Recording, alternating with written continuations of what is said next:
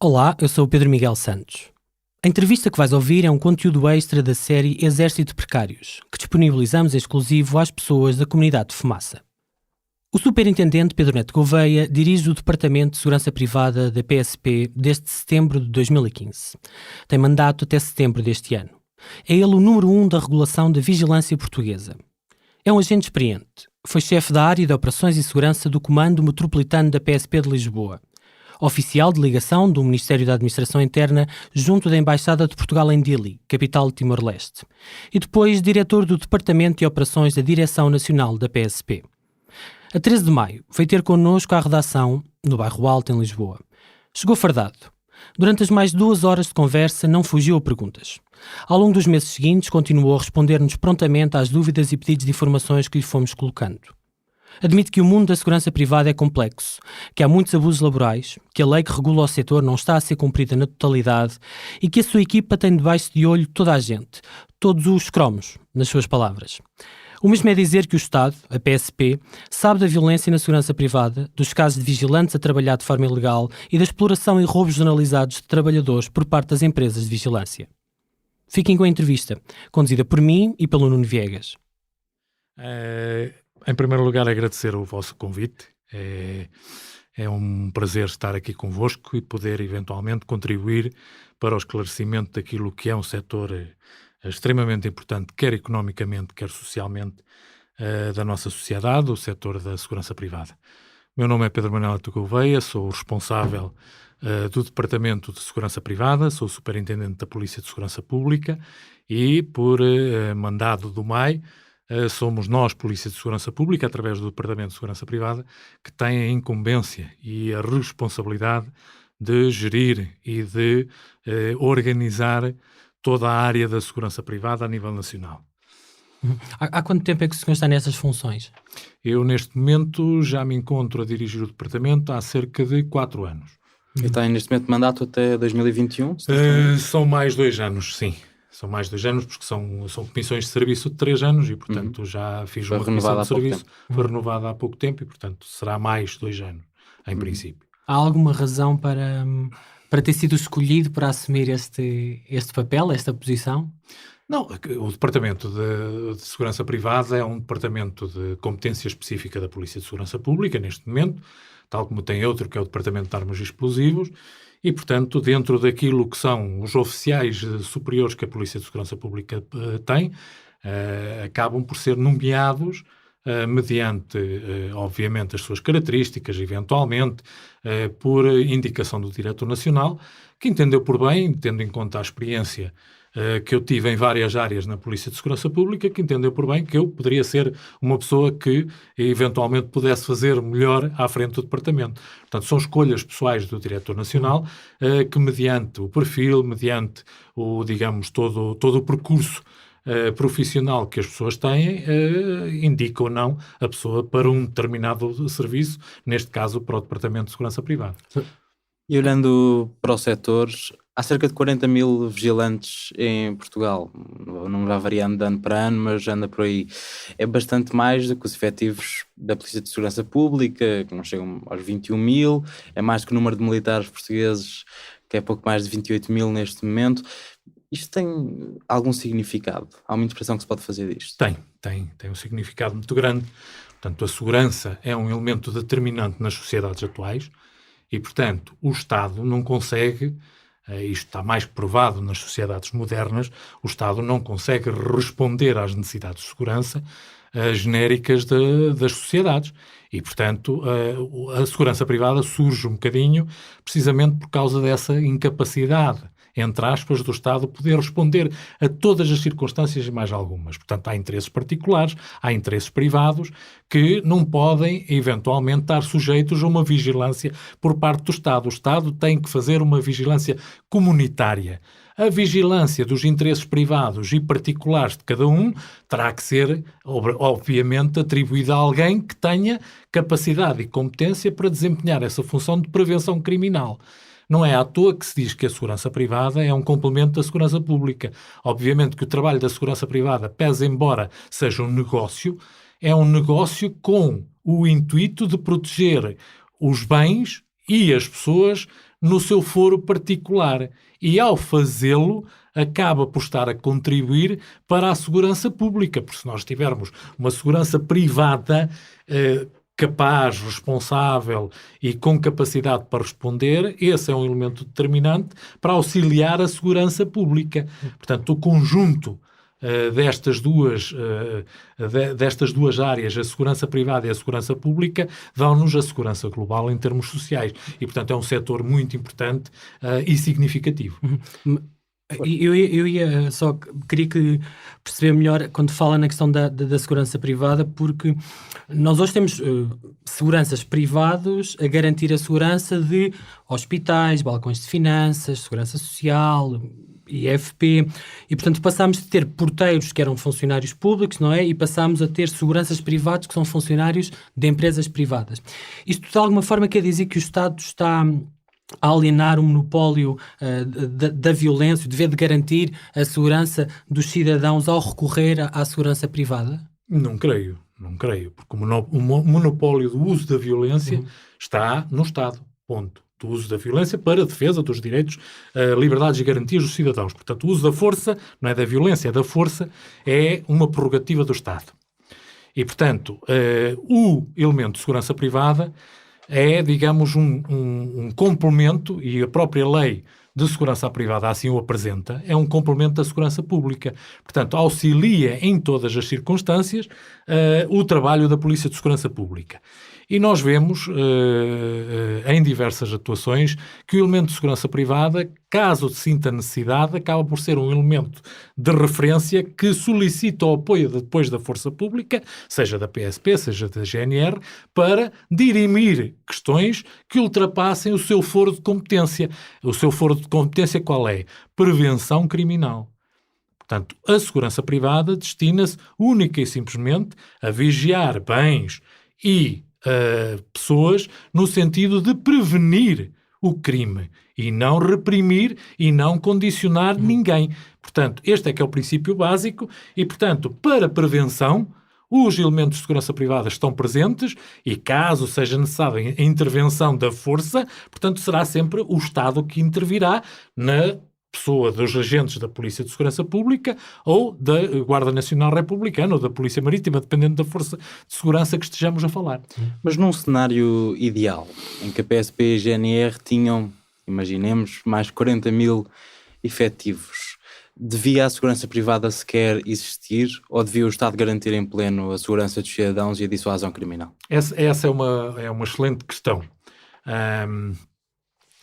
O Estado não pode de forma alguma poder de per si garantir a segurança particular e os interesses particulares que por vezes são necessários. Vamos ver se eu lhe consigo dar um exemplo. A Madonna. Madonna é uma estrela que, na sua vinda a Portugal, se for feita uma avaliação de risco daquilo que são, digamos, o risco que essa entidade corre ao chegar ao nosso país, vindo oficialmente ou não vindo oficialmente, é um risco mínimo para aquilo que é o interesse e a salvaguarda daquela pessoa perante o Estado português. Portanto, assim sendo, aquela pessoa para o Estado português não tem nenhum risco acrescido e, portanto, o Estado português não necessita de empenhar a sua segurança pessoal no sentido de salvaguardar a integridade física daquela estrela de rock que é suficientemente conhecida, de pop, aliás. Portanto, se o Estado o fizesse, estaria a privilegiar uma ação particular, uma defesa de um interesse particular que não pode ser assegurado pelo Estado, nem deve ser assegurado pelo Estado. Daí a necessidade de a estrela, se sentir, digamos, algo incomodada ou com necessidade de se sentir mais confortável com a presença de alguém que possa eventualmente prevenir qualquer circunstância atentatória contra ela, portanto, contrata um elemento privado e aí entra o Estado, sim, porque não pode ser uma pessoa qualquer. Portanto, terá que ser alguém que reúna as condições, que tenha os conhecimentos suficientes para desempenhar uma função que é complementar à das forças e serviços de segurança. E se uma dona pagasse um gratificado para ter segurança da PSP? Mesmo assim era complicado. Os possível. gratificados, sim. Os gratificados da Polícia de Segurança Pública são, efetivamente, um recurso que as entidades dispõem para desenvolver a sua atividade com o apoio de uma força de segurança. Mas reparem, aqui é que reside o cerne da questão, que é o gratificado não é um serviço da Polícia de Segurança Pública. Um gratificado é um serviço desempenhado por um elemento da Polícia de Segurança Pública que é, digamos, pago por uma entidade particular para o apoiar nessa ação. Mas é tudo uma questão de opção, porque na grande maioria das vezes a Polícia de Segurança Pública, mesmo nesta função de gratificado, não tem gente suficiente para poder responder a estes pedidos. Mas, portanto, é incomportável sequer pensar que, eventualmente, o elemento que presta um serviço gratificado pontualmente possa correr a todas as necessidades particulares e pontuais da nossa sociedade atual. Mas há a limitação, naturalmente, do número de agentes da PSP e de quantos gratificados é que se poderiam fazer. Mas o que isto me coloca, esta visão, é que o Estado não protege, em termos de segurança, os interesses privados ou a necessidade de um cidadão privado de se sentir protegido de um determinado interesse, a não ser que esse cidadão tenha dinheiro para pagar a um agente da PSP. Mesmo assim, conforme lhe digo, o recurso ao gratificado é muito pontual. E, por vezes, o recurso ao gratificado, tirando raras exceções, o recurso ao gratificado implica um pressuposto legal. Dou-lhe um exemplo que é o dos mais flagrantes. A segurança privada não pode atuar na via pública. Bom, e, portanto, quando é necessário efetuar-se uma obra na via pública, este é o exemplo mais flagrante que eu lhe posso dar. Quando é necessário efetuar uma obra na via pública, há determinadas condicionantes legais, nomeadamente a circulação rodoviária e automóvel, que têm que ser condicionadas. Estão previstos na lei, está previsto no Código da Estrada. Portanto, esses pressupostos estão claros. E quem pode desenvolver essa atividade só pode ser a Polícia de Segurança Pública, as forças policiais, que são eles que a desenvolvem. No entanto, não o devem nem o podem fazer quando o interesse é pessoal. Imagino uma obra aqui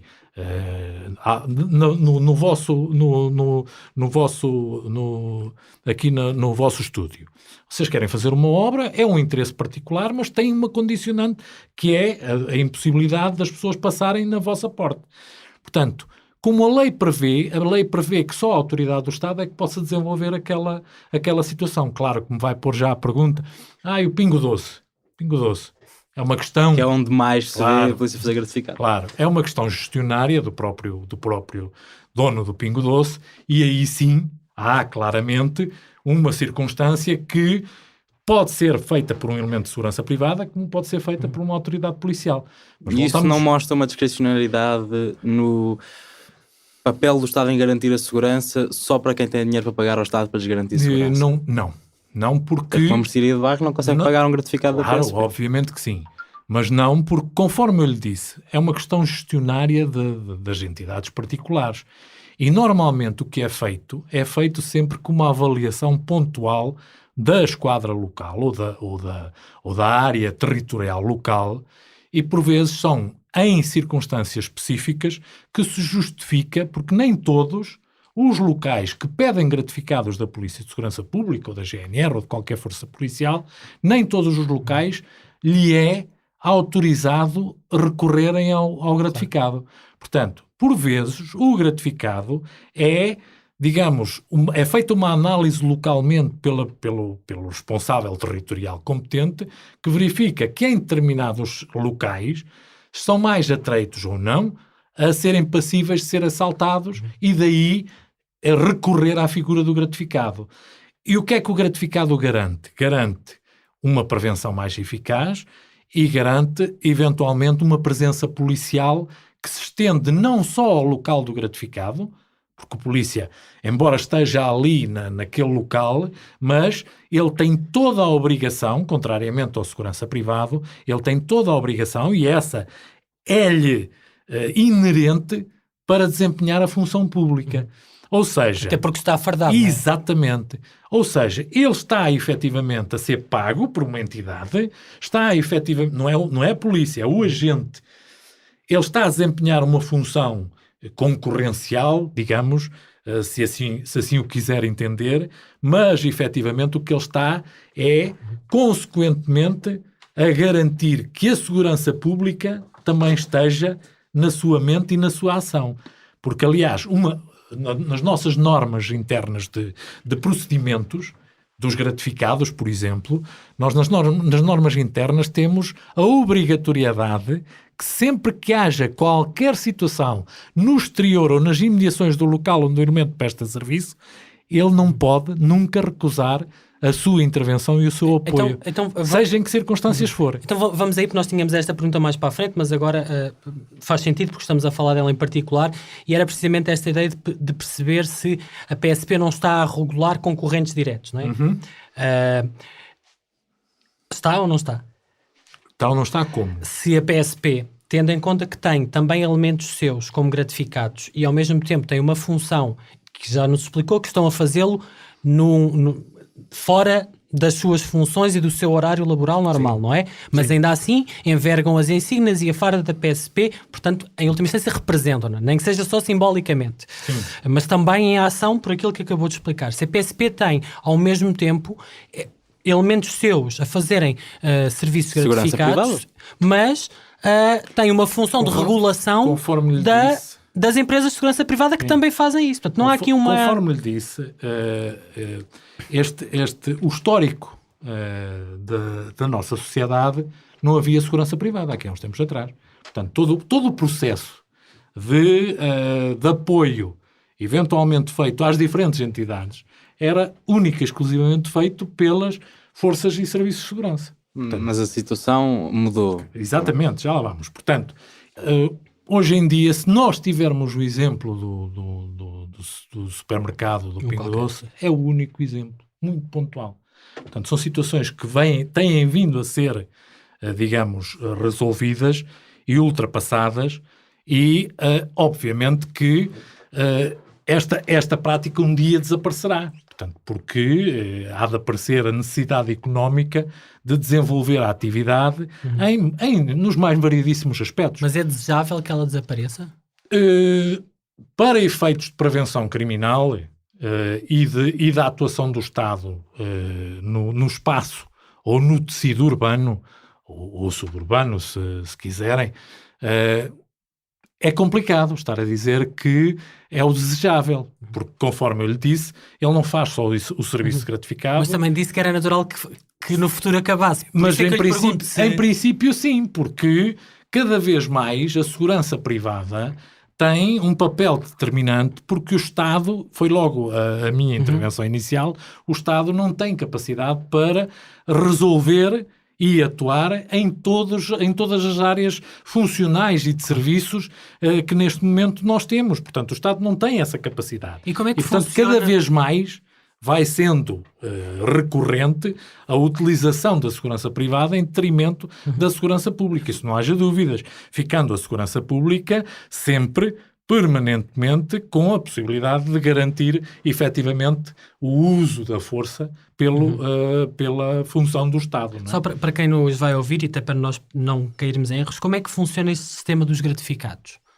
Ou seja, quem é que recebe o dinheiro? É preciso uma autorização? Quanto tempo é que pode ser feita? Que pessoas é que podem fazer esse serviço? Explique-nos resumidamente, até para esclarecermos esta questão.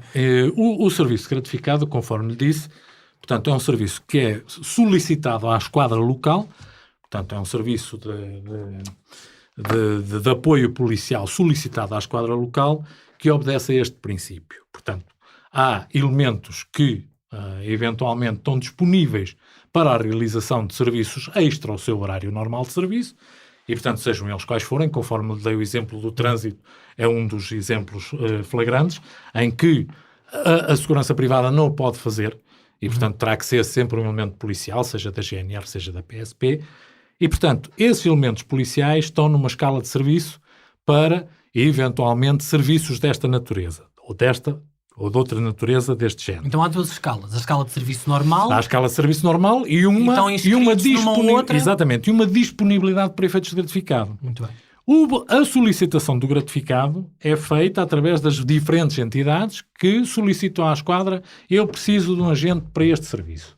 E a esquadra, conforme lhes disse, de acordo com a avaliação de risco que é feita, de acordo com o interesse de eventualmente até pontilhar a área e a malha territorial de elementos policiais que possam dar uma resposta mais eficaz, acaba por, com esta avaliação de risco e com esta necessidade de pontilhar a área territorial, acaba por entender que para aquele local e naquela zona é útil ter um elemento policial fardado. Porque, conforme lhes disse, não responde exclusivamente aos interesses da entidade privada que lhe paga, mas está disponível para a resposta ao interesse público. Ou seja, imaginem uma pessoa que se dirige a um hipermercado, que eventualmente está a ser perseguida, que eventualmente está com um problema qualquer, o elemento policial tem que o resolver. Ponto final. Como elemento da Polícia de Segurança Pública ou como elemento de uma força pública embora qualquer. Durante esse tempo esteja a ser pago por uma entidade privada. Exatamente. E Portanto, esse ele tem dinheiro essa é para dualidade. Esse dinheiro é para o elemento policial. Totalmente. Portanto, a PSP em si não ganha nada em ter... Não. Okay. A PSP ganha neste momento. Houve uma alteração ao diploma do serviço remunerado, porque é um diploma, está previsto. Portanto, isto está devidamente regulamentado. Há apenas um FII, que é, se eu não me engano, 2 euros, por causa das questões administrativas, ter que nomear, ter que não nomear, fazer escala, não fazer escala. Portanto, é um FII que é extra para as questões administrativas, mas o dinheiro é todo para o elemento policial. Mas isso não significa também que, em geral, os elementos policiais são mal pagos? Na prática, eles estão a fazer horas extras para terem mais dinheiro ao final do mês. Se nós pensarmos que todos nós precisamos de mais dinheiro para aquilo que são as nossas necessidades, eu penso que toda a gente poderá recorrer e, eventualmente, a formas... Mas nem todos podemos usar a farda do Estado e a autoridade para fazer dinheiro, não é? Obviamente que sim, mas essa situação está devidamente regulamentada. Não ponho isso em está causa. Legalmente autorizada e Estou-lhe a perguntar permitida. se os PSPs não são mal pagos e a razão de quererem fazer gratificados é precisamente poderem ter mais dinheiro. Não necessariamente. Portanto, se ele pretende assumir compromissos na sua vida pessoal e na sua vida particular para melhorar, digamos, a sua condição de vida, se ele no seu antigamente, eu recordo-me que há uns tempos atrás havia, porque as coisas ainda não estavam muito reguladas em termos daquilo que seriam os procedimentos ou não, havia muitos polícias a fazer taxistas, portanto, a desempenhar um conjunto de funções e de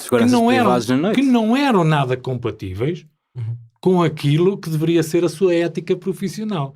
E, portanto, tudo isto foi atacado em termos em termos comportamentais e, portanto, neste momento, o único recurso que os polícias eventualmente têm de complemento daquilo que recebem, eu não sei se é muito, se é pouco, portanto, não faço a menor ideia das necessidades de cada um. Dou-lhe o meu exemplo particular. Eu, em determinada altura da minha vida, vi-me numa circunstância em que senti que tinha capacidade para comprar uma casa mais cara. E, portanto, fiz as minhas contas e concluí que tinha todas as condições para me meter num negócio desses. A minha mulher foi despedida.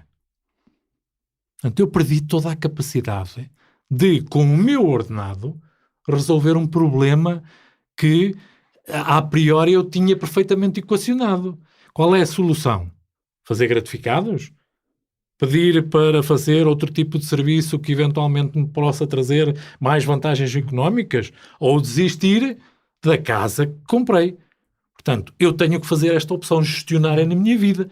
E daí o facto de, em determinadas circunstâncias, os elementos policiais recorrerem em termos compensatórios a esta possibilidade. Se deveriam ganhar mais? Não tenho a menor dúvida. Então, eu queria só passar... Não sei se ganham muito, se ganham pouco, tendo em conta esta questão que penso que é mais clara. Portanto, cada um gera a sua vida de acordo com as suas expectativas, etc. Não está em casa. Agora, se os agentes policiais deviam ganhar mais, deviam, muito mais. Eu queria passar para... Disse uma coisa importante, e disse várias vezes, esta ideia de que, mesmo estando na sua hora fora do serviço normal, tendo a farda, estando a fazer um serviço privado, tem um impacto na segurança pública e até na sua ação. E isso leva-me àquilo que estávamos a falar há pouco, que era termos um conjunto de serviços do Estado que deixaram de ter elementos de segurança, da Polícia de Segurança Pública, que trazem todos esses benefícios que o senhor falou e que agora têm empresas de segurança privada. Mas há coisas ainda mais... eu não sei se são estranhas, mas vou-lhe dar um outro exemplo. Por exemplo, nós temos instalações militares, a NATO da Costa da Caparica, ou o Centro de Dados da Defesa Nacional, temos instalações de justiça, tribunais, serviços do Ministério Público, o DIAP, o DCIAP, que são guardados, ou que têm pessoas, trabalhadores de empresas de segurança privada à porta. Isto é normal? Isto devia ser assim? Voltamos à história da avaliação de risco e voltamos à história do Estado não poder assegurar determinadas funções. Se o interesse e o efeito é apenas fazer, digamos, garantir que ninguém estranho entra dentro de um perímetro, se o interesse é garantir que as pessoas que lá estão possam verificar apenas se quem entra está devidamente credenciado. Porque há aqui um conjunto de funções que nós temos que equacionar se quem paga os nossos impostos quer ver a sua polícia a desempenhar as funções que eventualmente se limitam a isto. Verificar se num tribunal, vamos imaginar, as pessoas que entram são advogados, se têm, digamos, as circunstâncias próprias, se foram notificadas, se não foram para estar lá dentro. Portanto, um controle de acessos. Portanto, se nós, em termos de relação sociedade com a nossa polícia, queremos que a nossa polícia, e conforme disse, o Estado não tem capacidade, em termos de resposta, de ter a polícia em todo lado. Portanto, eu ia só perguntar se não parece estranho que, ao mesmo tempo que o Estado gasta dinheiro, porque o Estado, aqui estou a falar de serviços públicos, finanças, segurança social, EFP, hospitais... A lógica do Estado pagar a segurança privada. Exatamente. Se o Estado paga essa segurança privada, não poderia pagar mais elementos da PSP, aumentar os elementos da PSP. Estamos a especular, é verdade. Essa é uma resposta que não é a mim que me cabe dar. Portanto, não, mas em termos do benefício de segurança pública... Não haja dúvidas que a formação, digamos, a capacitação de um elemento policial é muito mais custosa do que a preparação e capacitação de um elemento da segurança privada, ok? E, portanto, o custo de um elemento de segurança privada num destes locais é totalmente diferente e inferior ao custo de um elemento da segurança pública. Portanto, há aqui claramente uma distinção. Mas as vantagens de segurança pública não são assim tão diferentes? Ou são? As vantagens como? Ou seja, pode-me custar mais ter um PSP ou ter um elemento de segurança privada? Dependendo do tipo da função e do risco, conforme disse. Ok. Portanto, está a ver? Sim. Uhum. Isso não pode ser feita uma avaliação linear, tem que se verificar caso a caso. No Ministério da Administração Interna, vamos imaginar a nossa casa. O Ministério da Administração Interna poderia perfeitamente ter elementos de segurança privada à porta. Portanto, mas por uma questão de princípio, porque é, digamos, o órgão titular das forças, por acaso tem elementos da segurança da Polícia de Segurança Pública. Uma esquadra da PSP podia também ter uma segurança privada a fazer portaria. Não, no estrangeiro há. Não estamos a falar em nada irrealista. Temos países que a portaria das unidades policiais são feitas por elementos de segurança privada. E isso assim não faria qualquer... não veria nenhum entrave a isso? Na nossa sociedade eu penso que era impensável ainda, para já. A imagem é estranha. É. Uma outra questão, Sr. Superintendente. A Associação de Vigilantes de Portugal pede o acesso a armas de fogo para seguranças em serviço. Porquê que os seguranças privados não podem usar armas de fogo em serviço? Vou-lhe responder o que eu já respondi. Eu recebo no Departamento de Segurança Privada, eu recebo toda a gente. E já recebi todas as associações do setor, todos os sindicatos, todas as associações empresariais. E essa é uma pergunta recorrente. E a lógica é: o uso da força é um exclusivo do Estado. Ponto. Ok? A defesa não. Agora, no nosso caso, tendo em conta os níveis de criminalidade e de violência criminal do nosso país, não justificam minimamente o recurso a armas de fogo para a vigilância e para a segurança privada. Temos aqui a vizinha Espanha, que cometeu o erro, mas justificado, creio por eles, de ter habilitado a sua segurança privada a fazer o uso de armas de fogo. De todo o tipo. O Brasil permite semi-automático. Sim, todo o tipo e calibre.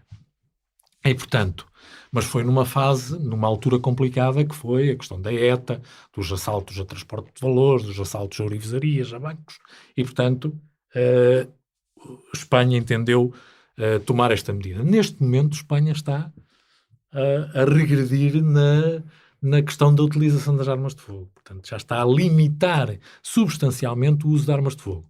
Por que razão? O elemento mais flagrante, pela razão que eu já lhe vou justificar, o elemento mais flagrante é que é isto que ninguém entende e que eu me farto de explicar. Se nós tivermos numa portaria de uma fábrica que tem elementos, vamos dar um exemplo em concreto, com elementos, uma fábrica de computadores, de laptops, de equipamento tecnológico, que vale um dinheirão.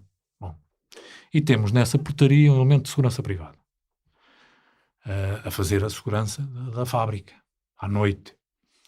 Se eu quiser assaltar a fábrica, eu penso, tenho um elemento de segurança privado, vou lá ver, ele é alto, é espadaúdo, eu arranjo 2 manos e domino o bicho e faço o assalto. Se ele tiver uma arma, acham que eu vou com 3 manos fazer um assalto e não vou preocupado em arranjar uma arma para o eliminar primeiro antes que ele use dele? É um escalar de violência. É automático. Isto é automático. E para nós, a vida humana prevalece sobre tudo o resto. Se alguém tem que pôr em causa a sua própria vida para defender a propriedade e as pessoas, são as forças de segurança, ponto final. Mas, neste momento, os seguranças privados podem usar armas de classe E, portanto, podem usar tasers, sprays... Para a sua defesa. Para a sua defesa. Pergunta-lhe, a Associação de Empresas de Segurança, agora até recentemente, exigiu que se dê mais respaldo legal aos seguranças para intervir. Acha que devia ser expandido o poder legal dos seguranças, pelo menos para aplicar técnicas de autodefesa, de imobilização e de detenção? Mas eles podem não fazer. E devem não fazer. Mas os seguranças com que falamos sentem que não têm o respaldo legal para fazer. Repara uma coisa, a lei portuguesa, e isto é uma questão muito, para mim é muito fácil de explicar. A lei portuguesa admite que qualquer cidadão possa fazer uma detenção. Ponto. Qualquer cidadão. Em flagrante delito. Ponto final, parágrafo de tradução. Portanto, o elemento de segurança privada, supostamente, tem formação de defesa pessoal, tem a arma taser, tem um conjunto de, digamos, ferramentas para poder desenvolver a sua missão. Obviamente que, voltamos à carga, não é a missão dele garantir a segurança pública. Portanto, a missão dele é garantir que determinado sítio, pessoas e bens estão a ser vigiados e monitorizados por ele para prevenir a prática criminal. Sempre que ele tem necessidade, solicita o apoio das forças policiais, porque essas é que estão capazes e legalmente destinadas a resolver todas as questões. Agora, o elemento de segurança privada tem toda a legitimidade e tem toda a obrigação de, perante uma circunstância em que alguém está a ser agredido, numa prática, eventualmente, de um determinado furto, etc., ele tem a obrigação de abordar, tentar deter essa pessoa e restringi-la até que, eventualmente, chegue à autoridade policial. E, tal como qualquer cidadão, pode ser ele a promover a detenção. Entrega sob detenção, conforme o Código Penal prevê e o Código Processual Penal, à força policial. qual é que é o limiar do uso da força nesse processo? Ou seja, por exemplo, se um segurança privado é agredido com uma arma branca, ou mesmo com uma arma de fogo, até onde é que pode ir? O que é que pode fazer? Com uma arma de fogo não pode fazer nada. Com uma arma de branca também muito menos. Portanto, é como qualquer cidadão, ele está capacitado porque conhece, digamos, os processos de relacionamento com as forças policiais e, portanto, ele está capacitado para reconhecer com alguma antecipação uma possibilidade de risco e tomar as devidas precauções no sentido de obviar que esse risco efetivamente se pronuncie cada vez mais. Portanto, ele tem que limitar esse risco. E se for necessário chamar antecipadamente uma força policial, ele deve o chamar. Mas colocava esta questão... Imagina a questão. Força. Segurança privado está no Pingo Doce. Vamos ao Pingo Doce. Está no Pingo Doce o segurança privado. E vê entrar 3 rapazes com facas, ou pelo menos ele viu que estavam a preparar qualquer coisa, ele vai intervir. Ele só tem que chamar a polícia. Do tempo de intervenção, a polícia não chega em 30 segundos. Claro que não chega em 30 segundos. Porque a questão claro que não chega em 30 segundos, mas isto é como um assalto a um banco. Num assalto a um banco, a polícia não chega em 30 segundos. No entanto, as no pessoas Brasil, no banco... os seguranças privados do banco são armados. Mas voltamos à história do risco. Se estão armados, não entram os 3 manos com uma faca. Entram armados também. Entram armados. Também. E a primeira coisa que fazem não é dirigirem-se à caixa. É matar os seguranças. É dirigirem-se ao segurança e eliminarem-no. Porque essa é a fonte que vai limitar a sua ação. E, portanto, ela de imediato é eliminada. Mas a questão concreta que lhe colocava, e pegando em exemplos práticos que vários seguranças nos foram dando, porque era essa a justificação deles para quererem ter a possibilidade de usar bastões, sim. de usar bastões que estão reservados às forças de segurança, sim. Questões por aí, de que se houver uma pessoa a ser agredida com uma arma branca, eles não têm uma capacidade de intervenção aí, têm que chamar a polícia, esperar, e no período que demora a chegada da polícia não têm uma capacidade de intervenção, não conseguem impedir que uma pessoa seja ferida ou seja morta ou o que for. Não é uma exigência sensata o querer ter esse poder acrescido de ação? Vamos ver. O poder acrescido de ação está limitado por aquilo que são depois as condicionantes legais. O polícia tem uma 9mm, mas se eu usar sem ser dentro das circunstâncias legais, é uma chatice. É uma bela de uma chatice. Portanto, isto exigir ferramentas para se fazer algo que eventualmente não estamos tão aptos ou tão capazes de fazer, não é fácil. Eu vou-lhe dar um exemplo. A Polícia de Segurança Pública utiliza o bastão extensível. A Polícia de Segurança Pública e outras forças de segurança. Mas tem uma formação muito própria. E é considerado, para efeitos legais, uma arma perigosa. Portanto, e está entre as proibidas. Portanto, o uso daquele tipo de bastão é muito limitado. E nós temos normas de empenhamento, normas de execução permanente, chamadas na polícia. Nós, eventualmente outras forças terão, mas eu falo-lhe da minha em concreto, em que determinam claramente em que circunstâncias e em que localizações do corpo se pode fazer uso daquele tipo de equipamento. Portanto, não podemos dotar toda a gente do equipamento sem que efetivamente tenhamos, digamos, evoluído ao ponto das pessoas estarem sensibilizadas para. Ou seja, neste momento, eu não acredito, e sou-lhe sincero, que tenhamos, que a segurança privada tenha maturidade suficiente para poder fazer uso de determinadas ferramentas. É um problema de formação. Também tem a ver com a formação. Portanto, crescemos muito. Posso lhe dizer que temos esta é a minha percepção convicta de que temos uma área de segurança privada profissional, há elementos extremamente dedicados, há elementos que fazem serviços fabulosos, que dão o seu melhor, que são extremamente capazes, que estão excepcionalmente bem preparados. Muitos deles adquiriram muitas qualificações em termos militares e, portanto, desempenham-nas e utilizam-nas com muita propriedade, mas também temos, obviamente, muita gente que não está minimamente capaz de adequar os seus procedimentos àquilo que é o contacto com os direitos, liberdades e garantias dos cidadãos. A nossa preocupação é esta. Não é... Eu gostava de ir aí precisamente porque, só para lhe dar mais um exemplo, é fecharmos este tema de o que é que pode ou não podem fazer os seguranças privados em termos de uso da força, e neste caso estávamos a falar das armas, mas um segurança da Strong Charon, que trabalha na Gare do Oriente, na estação da Gare do Oriente, descreveu-nos uma situação em que ele lidou com um homem violento, que estava alcoolizado, e aplicou-lhe um mata-leão até o deixar inconsciente. Isto é legal? Se ele tinha necessidade de o restringir de modo a garantir que não fizesse mal a terceiros, portanto, eu penso que a sua atuação foi capaz e foi proporcional. Portanto, não direi que se o aperto... Que é uma técnica muito violenta, claro, não é? Não direi que se o aperto do mata-leão foi feito... Porque isto depois também, clinicamente, é feito um apuramento de que houve ali um exagero, houve ali... Isto é tudo, depois depende de prova.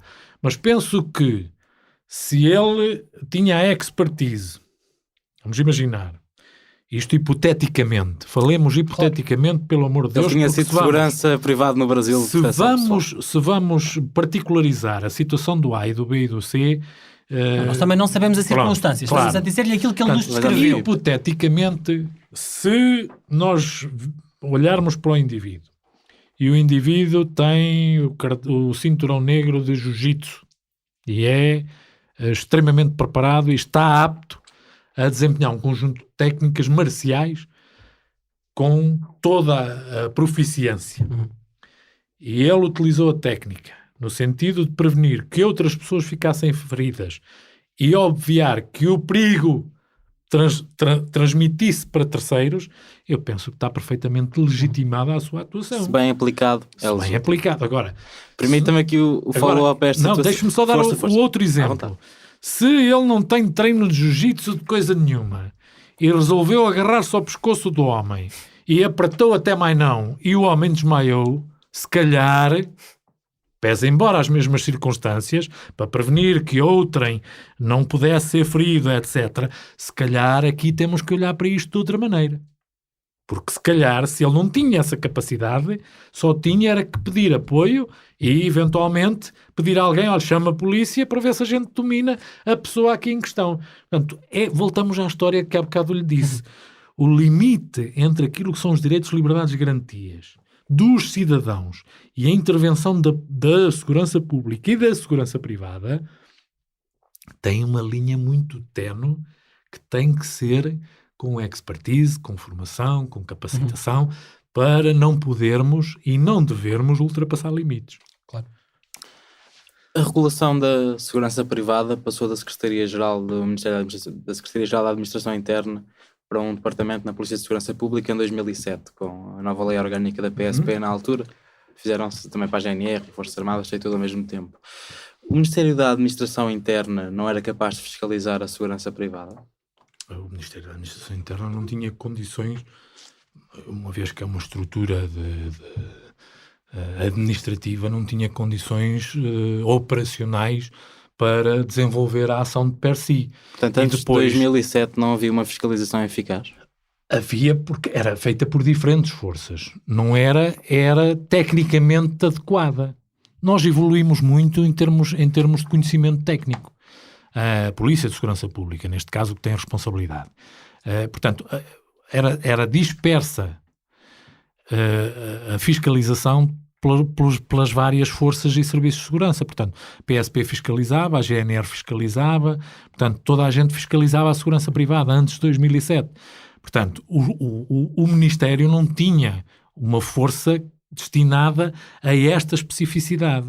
E como sabem, a prova disso é estarmos aqui nesta entrevista, a segurança privada é neste momento um setor extremamente importante, com complexidades várias, com tecnicidades várias, que careciam de alguém que pudesse acompanhar de um modo muito mais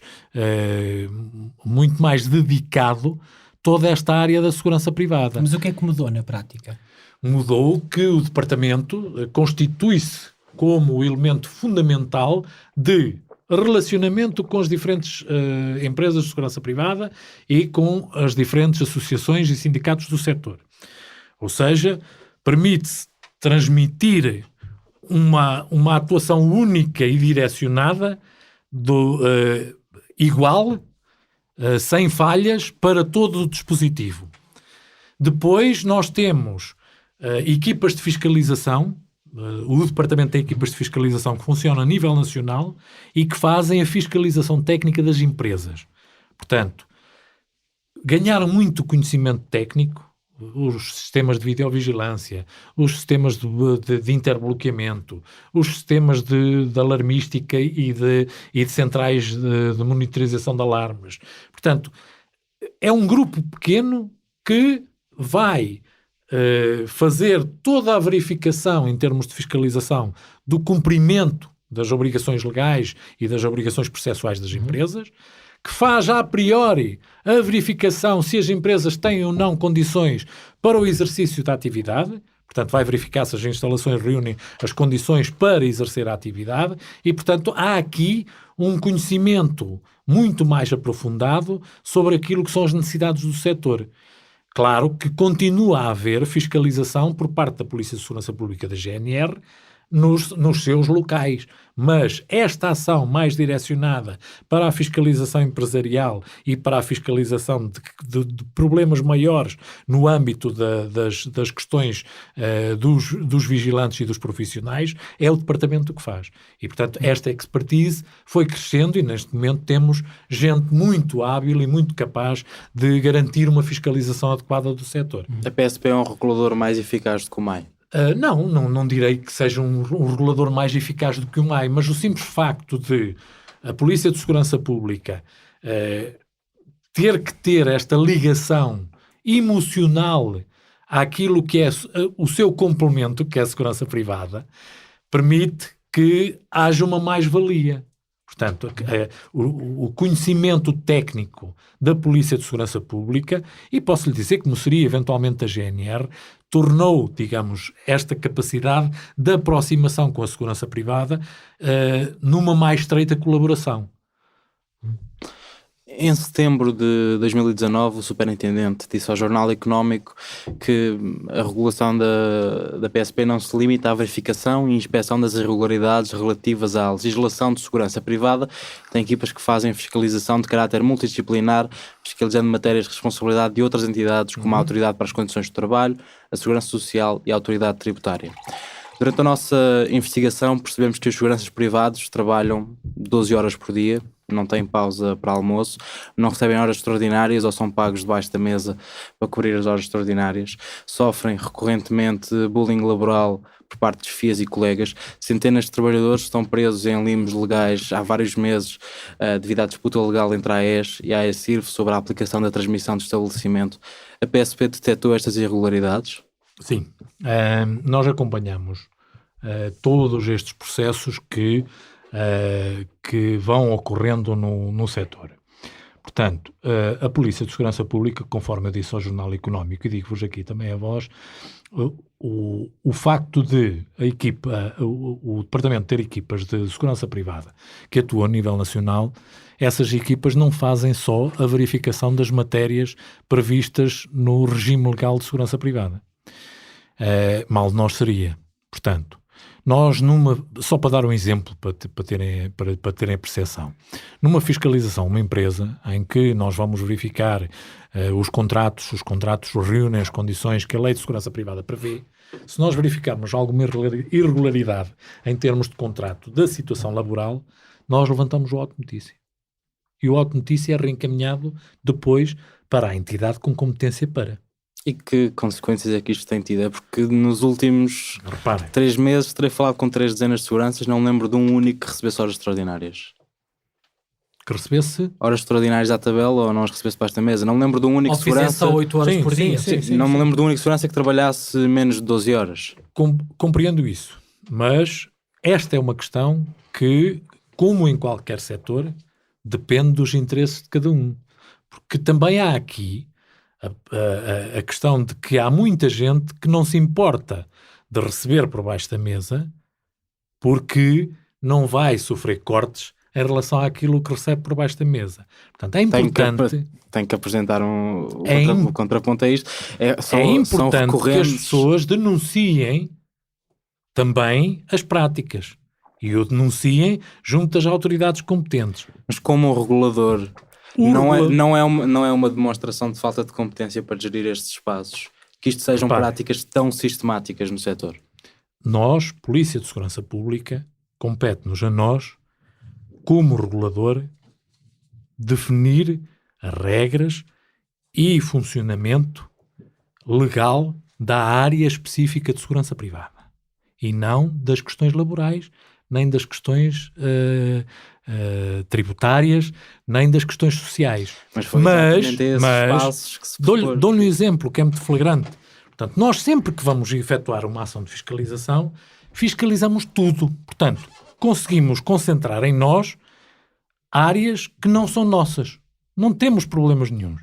E, portanto, tentamos, dentro da medida do possível e dentro das nossas competências, que são a capacidade de fiscalização e de regulação, fazer uma fiscalização transversal.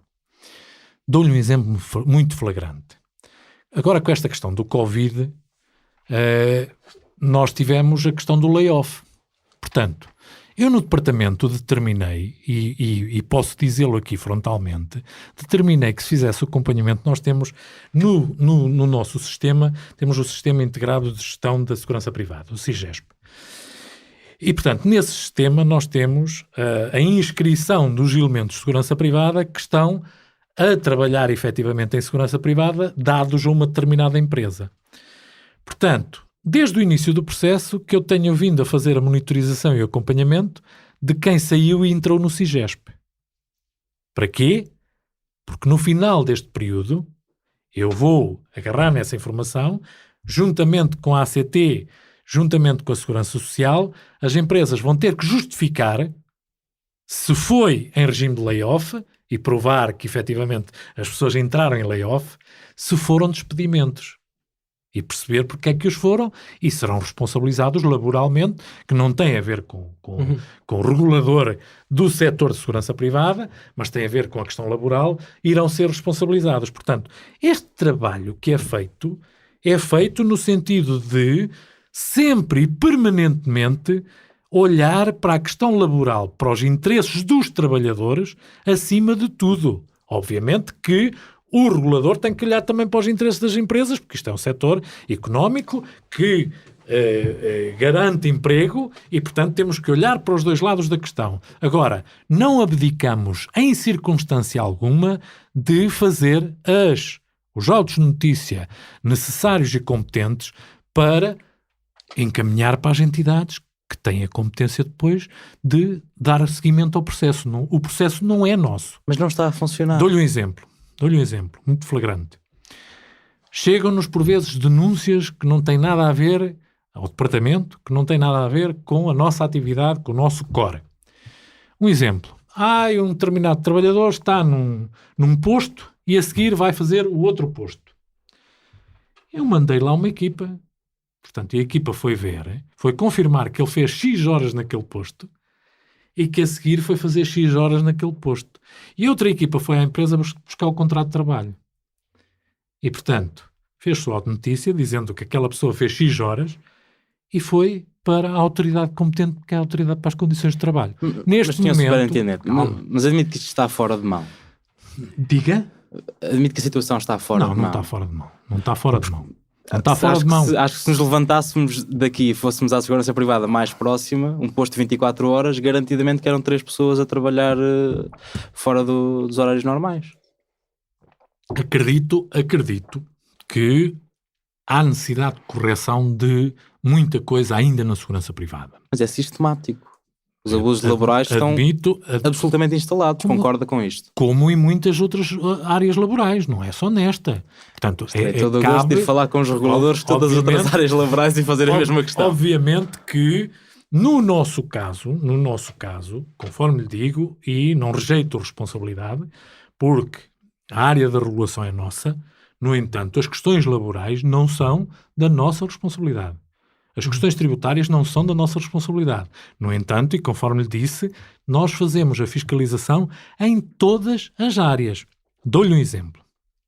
Neste momento estamos a ultimar um protocolo com a Segurança Social, porque tudo isto é um processo evolutivo. Conforme nós vamos reconhecendo as fragilidades que vamos tendo, portanto, pese embora não seja a nossa matéria, mas sentimos-nos na obrigação, conforme disse muito bem, como reguladora, de desenvolver ações tendentes a minorar as consequências. Bom, e começa logo também por aí, conforme lhe disse, de falar com os sindicatos e os sindicatos ajudarem-nos a que, efetivamente, as pessoas não aceitem determinado tipo de pagamentos e de sujeição a horas extraordinárias e pagas por fora da mesa, porque isso é contraproducente. Os trabalhadores ainda não perceberam que, eu já lá vou aonde queria ir, mas os trabalhadores ainda não perceberam que se não fizerem os descontos para a Segurança Social, quando eventualmente forem despedidos ou forem para a reforma, não têm a reforma que eventualmente sonhavam. Portanto, e o pessoal prefere ter hoje no bolso o que amanhã não pode não ter. Portanto, às vezes há aqui... Mas indo aos tribunais, conseguimos ver que o sistema é bastante mais perverso do que isso. Porque o que acontece é as empresas, por sistema, pegam-nos novos funcionários e pagam-nos por debaixo da mesa para não terem que descontar sobre estes valores e só começam a fazer pagamentos regulares quando são levadas a tribunal e têm um acordo fora do tribunal para regularizar os pagamentos. Isto é um processo sistemático das empresas do setor. Isto vai para além dos casos individuais. A questão que eu lhe colocava é se concorda, digamos, não, concorda não concordo, com não concordo. Não, em absoluto. Não é se concorda com isto. Não concordo em absoluto, muito pelo contrário. Não, mas pelo contrário, garanto-lhe que tudo fazemos para tentar minimizar este tipo de circunstâncias que nós nos deparamos com alguma regularidade. Mas diga-me se concorda com esta frase. Os abusos laborais são sistemáticos na segurança privada. Não creio que sejam sistemáticos. Creio que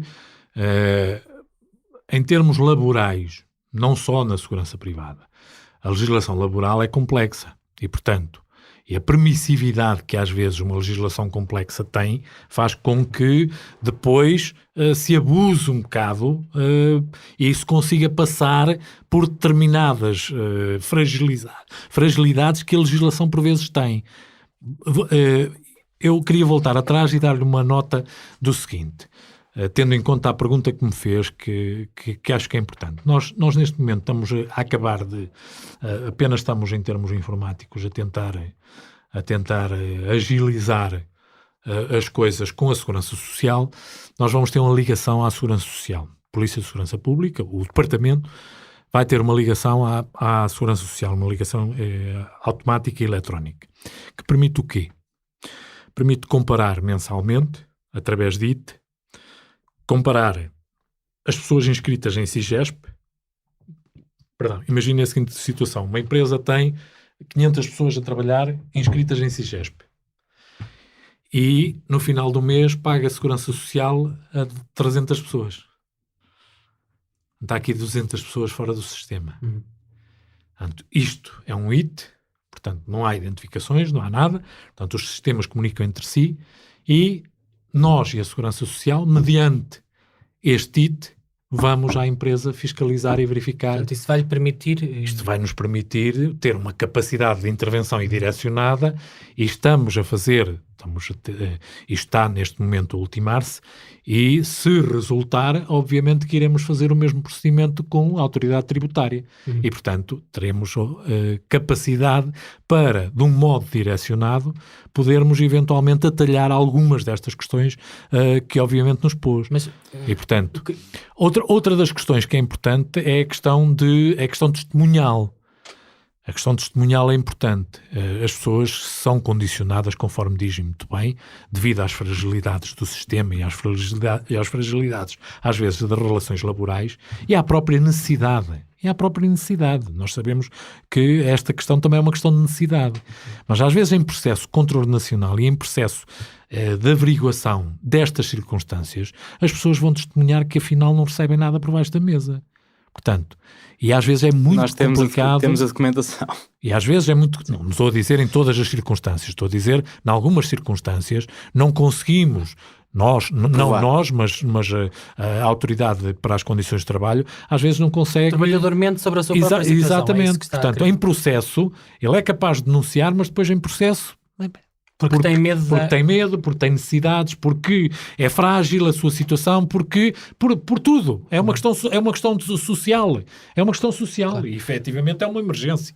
Como é que tem corrido a fiscalização? Ou seja, todos estes problemas que estamos aqui a falar, e o Sr. Superintendente disse que não se revia na ideia de que isto está fora de controle, ou que não tem sido fiscalizado o suficiente, aumentou... Não está fora de controle. Portanto, sim, claro. Nós temos tido... Mas como é que isso se demonstra? Nós temos tido, claramente, conhecimento também, em todas as circunstâncias, quer pelas associações sindicais, pelos sindicatos e através da plataforma CIGESP. O próprio CIGESP prevê a denúncia das situações. Portanto, nós temos N situações denunciadas.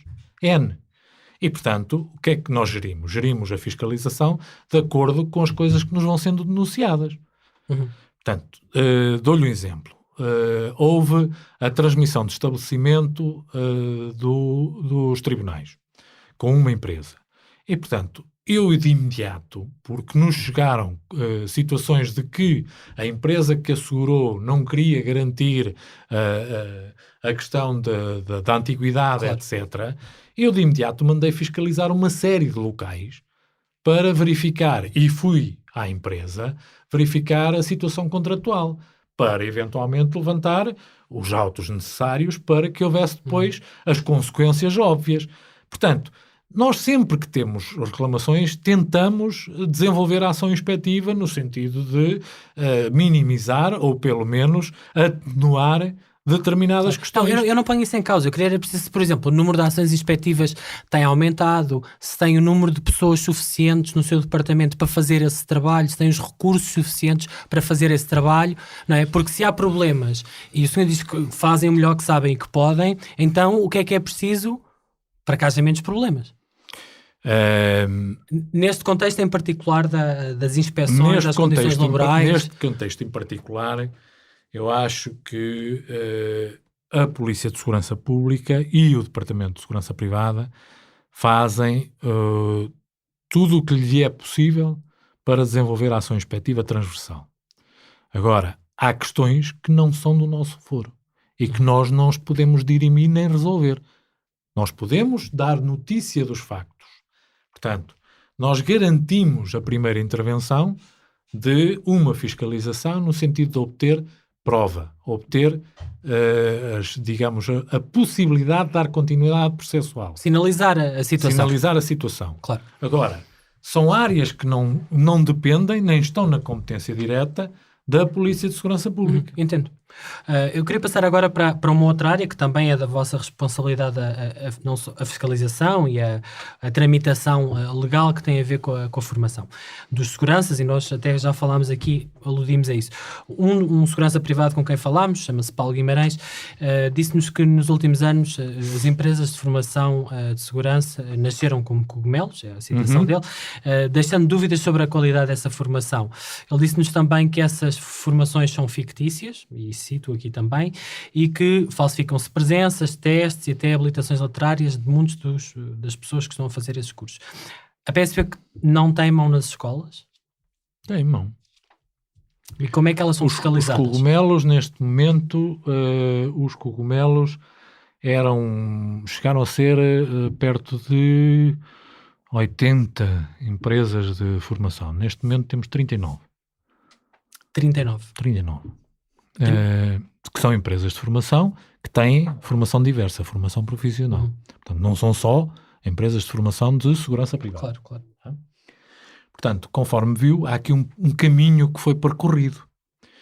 Portanto, houve necessidade de olhar para estas questões com olhos de ver. E temos feito um trabalho, temos feito aqui sim, porque é da nossa competência, temos feito um caminho. Perante essas denúncias, posso lhe dizer que não há formação que, não direi todas, mas que pontualmente não seja fiscalizada. Portanto, a nível nacional. Por norma, quase todas as formações das empresas todas são fiscalizadas neste momento. Todos os anos? Todos os anos e a qualquer altura. E a qualquer altura. Pelo menos para verificar a questão das presenças, a questão de se efetivamente a formação está a ocorrer. Se está a ocorrer na melhor qualidade, já é algo mais difícil. Mas, no entanto, posso lhe dizer que, apoiando-nos no efetivo policial territorial, nós, porque o Departamento recebe as fichas das ações de formação, das ações formativas, portanto autoriza a ação de formação mediante aquela ficha e, portanto, sabemos perfeitamente quando, onde e como a ação vai ser desenvolvida. E, portanto, na grande maioria das situações, e quando temos denúncias e sem termos denúncias, pedimos ao comando local que passe a um determinado dia, a uma determinada hora, na sala e que verifique se mandamos a ficha ao comando, se aquele número de pessoas e aquelas pessoas estão no local a desenvolver a formação. Isso é o mesmo método que fiscalizar para a Operação Stop. Sim. Sim. Mas vamos abandonar isto. Também desenvolvemos trabalho e caminho que nos permite, estamos neste momento a ultimar também, com algumas surpresas menos agradáveis que eu queria, e esta história da pandemia que nos atrasou aqui muito, mas muito, toda a gente, mas muito o processo. Estamos neste momento porque a questão da formação é uma questão fundamental, portanto termos as pessoas habilitadas tecnicamente permite melhorar ou qualificar os recursos, permite que os recursos eventualmente se tornem cada vez melhores e não se submetam a más práticas, por vezes, do setor por desconhecimento da lei, por whatever. Bom, não interessa. E, portanto, neste momento, a Polícia de Segurança Pública, o Estado, não consegue fazer os exames, mas estamos a desenvolver uma plataforma no sentido de, que será o Centro Nacional de Exames de Segurança Privada, o CNESP, no sentido, já temos, digamos, os equipamentos todos a nível distrital, a ferramenta informática é que está a ser elaborada, já fizemos uma série de testes, mas esta história do Covid atrasou-nos substancialmente o sistema, mas basicamente deixaremos de nos preocupar com a formação. Ou seja, a Polícia de Segurança Pública irá, nesta plataforma informática, servir os vigilantes, servir o setor de segurança privada e irá fazer os exames de segurança privada. Ou seja, a pessoa pode fazer a formação que quiser. Se não quiser fazer formação, o problema é dela.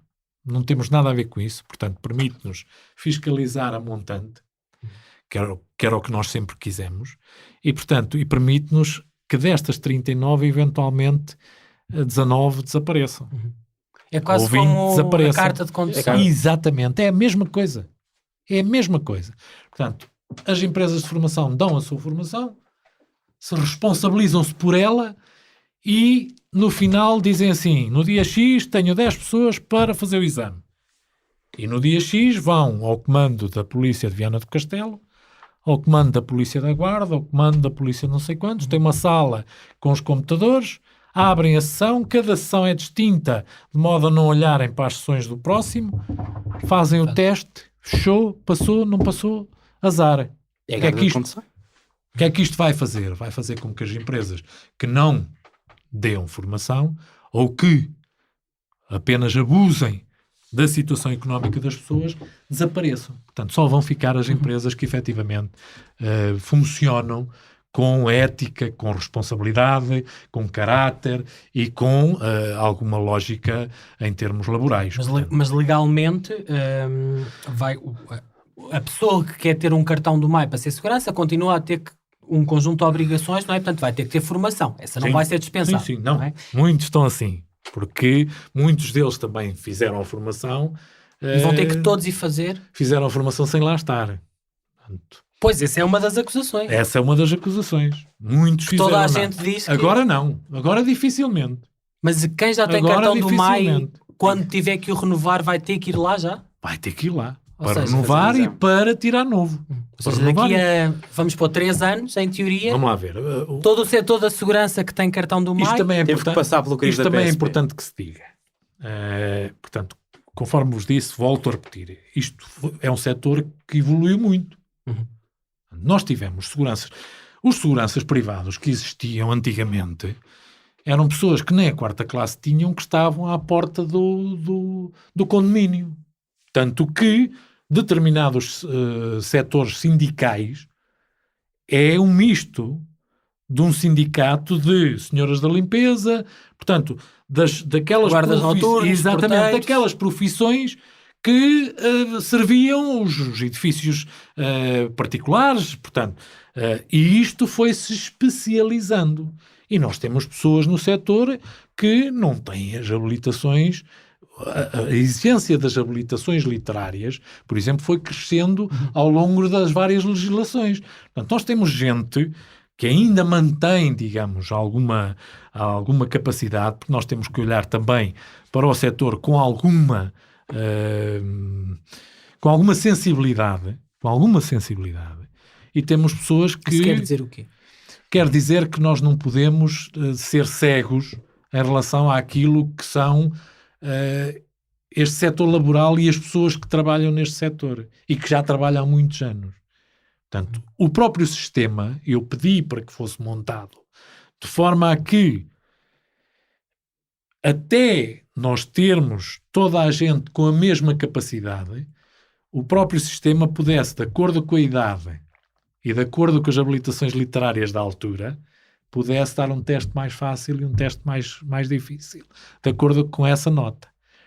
Portanto, Um período de carência. exatamente. Portanto, porque temos que olhar para as pessoas e sabíamos Não é que... igual a alguém que tem 50 anos e a 4ª classe Não e pode ser. alguém que tem 20 não pode ser. e Não pode ser. Portanto, temos de ser sensíveis a isto e, portanto, o próprio sistema está preparado para dar, digamos... calibrado. a exigência do exame ser diferente para os diferentes atores. Mas permita-me provocá-lo aí. Mas deixe-me só Força, contar força. esta provocação que é gira. Nós fizemos uma apresentação do que é que pretendíamos Às para as empresas empresas de de segurança, para as empresas de formação, dando-lhes a conhecer que esta era a nossa intenção, porque queremos que o setor funcione sem graves sobressaltos, as pessoas têm que se mentalizar e, portanto, demos-lhe nota do que é que pretendíamos fazer, e há um senhor lá no meio que diz assim, então se eu tiver lá 40 pessoas e as 40 pessoas chumbarem, o que é que vai acontecer? E eu desatei-me a rir. E disse, é isso mesmo que se pretende. Se eu tiver 40 pessoas e as 40 pessoas chumbarem, só há aqui uma conclusão. O senhor não está a fazer nada aqui neste setor. E ele calou-se. Porque isto vai ser o elemento determinante. Porque ninguém mais vai àquela empresa fazer formação de segurança privada. É que nem pensem. Claro. Portanto, esta questão vai fazer com que o setor Se depure. Exatamente. E se responsabilize. E que a formação melhore. E que efetivamente olhem para a formação com outros olhos. Portanto, agora, na incapacidade, nós o que fazemos ou conseguimos garantir é a fiscalização. E temos fiscalizado. Mas tem, Portanto, recentemente, dificilmente haverá alguém que lhe diga que, pelo menos, na sua ação de formação, não apareceu lá alguém da PSP a meter o nariz e a ver se estava lá alguém. A segurança privada Sofia Figueiredo relatou-nos uma aula há cerca de 15 anos, em que o formador ensinou aos alunos como bater nas pessoas nos ângulos mortos das câmaras. As escolas de segurança privada são centros de violência organizada? Não. Isso não acredito. Há muita responsabilidade. Eu, felizmente, nestes 4 anos tive a oportunidade de conhecer a grande maioria dos responsáveis da grande maioria das escolas. Não quer dizer que não haja um formador ou outro menos capaz e menos apto, mas eu penso que há muito, conforme vos disse, tem evoluído muito. E, portanto, as pessoas têm ganho alguma responsabilidade, mesmo responsabilidade social, porque é uma área com alguma volatilidade. E não acredito que hoje em dia se dê esse tipo de formação. Não acredito. Foi há assim tanto tempo. Muito pontualmente, muito excepcionalmente, poderá haver alguém menos capaz ou menos preparado ou um bocado alienado. Mas por mais pontual que seja o conselho de como agredir pessoas... Claro que não tem lógica nenhuma. Tem lógica nenhuma. Aliás, isso contraria tudo aquilo que eu tenho vindo a dizer. Claro, mas por mais a questão... Não tem lógica. Faço-te uma segunda nenhuma. reflexão aqui. Acho que a questão que isto levanta é, por mais pontual que seja, só o facto de poder acontecer num contexto de formação não nos coloca a questão de se a formação não devia ser dada pela própria PSP. Isso era muito complicado. Voltamos à história de o Estado ter ou não capacidade para... dou-lhe um exemplo flagrante, que é, neste momento, houve uma alteração legislativa que a PSP tinha a área específica das armas e explosivos e a PSP dava a formação de licença de uso e porte. E, portanto, aos privados, não é? Qualquer aos pessoa. Privados. E neste momento a tendência da legislação é que haja centros de formação, porque a PSP não tem capacidade para dar formação a nível nacional para armas de defesa. Portanto, isto é um dispêndio imenso em termos de munições, isto é um peso, que é uma monstruosidade. Portanto, a tendência nunca poderia ser, não quer dizer com isso que a PSP não desenvolva também de per si ações de formação. Nós já fizemos seminários, nós já fizemos conferências em que nós vamos dar um aporte de alguma especialização. Dou-lhe um exemplo. Fizemos, por exemplo, um seminário com os diretores de segurança no sentido de dar-lhes a nota sobre as questões dos alarmes falsos, portanto, dos centros comerciais, que tipo de reação deveriam ter, que tipo de... Portanto, há aqui um conjunto... Uma atitude pedagógica. Exatamente. É isso? Há aqui um conjunto de ações que nós vamos desenvolvendo e que vamos dando, quer em termos de conferências ou em termos de seminários, em que chamamos as diferentes entidades para poder transmitir também algum do nosso conhecimento e criarmos também a empatia e a tal complementariedade. Queria falar aqui um pouco sobre... no fundo, tentar perceber aqui como é que quem é que faz este setor. A 2045 foi fundada por um ex-militar, Jaime Neves, que foi uma figura de destaque do 25 de Abril, e no culminar do PREC, a 25 de novembro de 75. A Antia, que é a nova empresa de segurança da discoteca Urban, em Lisboa, tem como presidente Jorge Silva Carvalho, que foi ex-diretor do Serviço de Informações de Estratégia e Defesa. Já não é ele? Já não é administrador? Já não é ou nunca foi? Mas foi até há meio dúzia de meses, será? Foi, já mais. Uhum. Então, corrige-se só, mas teve ligada à teve. Há um outro caso de uma empresa que se chamava Security Class, que entretanto foi extinta e era propriedade de um senhor chamado António Costa, conhecido como Costinha, era PSP, estava na PSP de Cascais e foi condenado a uma pena suspensa por crimes de cobranças difíceis, tráfico de droga, posse de arma proibida, entre outros crimes, porque estava a cometê-los ilegalmente, estava a fazer aquilo a promover também segurança ilegal. Há um outro caso em 2018 em que um PSP, um militar da Armada e um psicólogo foram acusados de pertencer a uma rede que impunha serviços de segurança privada noturna que não eram solicitados. Aqui este senhor, este PSP, negava e na verdade justificou e disse que só fazia segurança, só deu formação nessa empresa, portanto deu ilegalmente formação a seguranças privadas durante 2 anos. A pergunta é, há aqui uma porta giratória entre as forças de segurança e militares e as empresas de segurança? Quem é que vigia e fiscaliza estas relações? Não.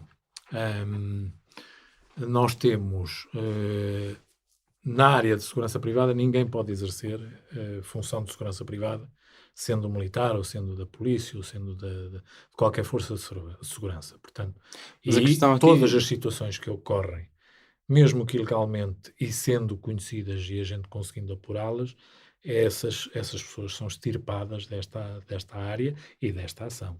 Mas a questão não é tanto a simultaneidade, é a sequência. E o que temos, em algumas circunstâncias, é elementos militares e das forças policiais que dão formação. Pronto. Mas, para dar informação, têm que obrigatoriamente pedir aos seus respectivos serviços se podem acumular funções. E só mediante a autorização dos serviços para a acumulação de funções é que eventualmente podem dar formação. E dão formação em áreas muito específicas, que são áreas que lhes são correspondentes, ou seja, direito penal, portanto, áreas que não tenham a especificidade técnica da segurança privada. Mas a questão aqui não é tanto o acumulado de funções, é mais, é visível, muitos ex-militares, ex-marinha, que depois de cumprirem tempo no exército, entraram para a segurança privada, e há ainda mais, e isso foi visível. E desde que tenham habilitação, a questão não é, desde que tenham formação, desde que cumpram os pressupostos legais. A questão não é ser ilegal. Então. A questão é, isto é algo que é visível, notam este padrão? Não necessariamente. O que nós estamos a tentar perceber no fundo é... Não necessariamente. O que eu lhe ia dizer é, notamos que e já falámos aqui disso, há um setor que vale muito dinheiro, que emprega muitas pessoas, que está em crescendo, que o Estado contrata cada vez mais, não é? E também, várias das pessoas com quem falamos nos dizem que há uma preponderância muito forte de pessoas que tinham ligações ou às forças de segurança ou às forças militares e que têm interesses particulares, seja porque trabalham ou porque são chefes de segurança, nesta área. E, portanto, o que nós queremos perceber é se de alguma forma há aqui algum tipo de, não é ilegalidade, isso espero que não haja, mas imoralidade, ou foi-se desenhando aqui um quadro em que o Estado permitiu que aos poucos as pessoas que tinha antes a trabalhar para si tivessem uma forma de trabalhar quando deixam de trabalhar para o Estado e, portanto, vão para a área da segurança privada. Posso lhe dizer que houve empresas, efetivamente, que o primeiro boom de segurança privada foi feita com ex-militares. Portanto, porquê? Porque estavam aptos e capazes, tecnicamente, para desenvolver um conjunto de ações que claramente se proporcionava àquilo que tinha sido a sua atividade. Portanto, ponto final, parágrafo de travessão. Neste momento, muitos desses pressupostos, por exemplo, a 2045, foi formada por um ex-comando e o nome da empresa era uma antiga companhia de comandos. Portanto, em que ele vários, aliás, não foi só ele. Em que ele recrutava vários comandos. Portanto, e aí ganhou este estigma de ser uma empresa dos comandos. Tanto que usam boina. Portanto, há ali um conjunto de nuances. Mas isso até há bastante pouco tempo a continência. Mas isso tudo está muito ultrapassado. Portanto, muito ultrapassado neste Então percebe a pergunta. Nesta altura, o setor está muito mais civilizado. Portanto, há efetivamente gestores de negócio que não têm nada a ver com a área militar ou policial e que estão a assumir o setor, porque é um setor empresarial, independentemente de tudo. Portanto, pese embora haja esta nuance de ligação àquilo que é a segurança, e portanto daí os militares e os polícias, estamos a falar de segurança, quer os militares, quer os polícias, são, digamos, as pessoas mais indicadas para eventualmente serem recrutadas. Nós temos N polícias que deixaram, digamos, foram para a reforma e que as empresas foram buscá-los porque têm know-how, porque tiveram conhecimentos naquela área específica. Os militares, idem aspas. Portanto, isto é como um informático. Se o informático se reformar e a empresa precisar de um informático, vai buscá-lo. Portanto, a sua expertise acabou por ser o elemento determinante que fez com que as empresas os fossem buscar. Mas não há aqui um domínio dos militares ou dos polícias. Os polícias não podem. Os polícias só na condição de reformado e depois de 3 anos, tirando a formação, que pode ser feita, mas de resto, exercer funções que estão previstas na regulamentação de segurança privada, nem os polícias, nem aqueles que têm alguma possibilidade de executar ações de fiscalização sobre a área de segurança privada, podem exercer, exceto passando 3 anos de exercerem essas ações. Precisamente para não haver mistura. E podem ser proprietários? Não. Nem casados com ou ter alguém que seja proprietário? Não. Vamos lá ver. Estou-lhe a fazer uma pergunta que te fazemos todos os dias e que se faz todos os dias. Vamos lá ver. Constantemente. Ocorre tudo no âmbito daquilo... Eu estou a perguntar se há ou não... Daquilo que são as constituições de sociedades. Sociedades anónimas, testas de ferro, agora, que tenham uma interferência direta ou que eventualmente possam ter alguma interferência sobre aquilo que é o desenrolar normal da empresa, dificilmente, porque dou-lhe um exemplo, uma das ferramentas que foi instituído agora na nova alteração da legislação foi a possibilidade de o Departamento poder fazer a avaliação de idoneidade. O que nos permite, para além... Os diretores de segurança, não é? Exatamente, não, os diretores de segurança e os administradores. Portanto, o que nos permite, para além daquilo que é a regra normal de apresentar o certificado de registro criminal, eventualmente nós podermos fazer uma avaliação da idoneidade e ver se aquela pessoa eventualmente não destruiu já uma empresa ou teve um conjunto de atitudes menos próprias ou ilegais. E nessa avaliação o que é que seria impeditivo? Eu ser filho de um PSP? Eu ser... Não podemos ir por aí.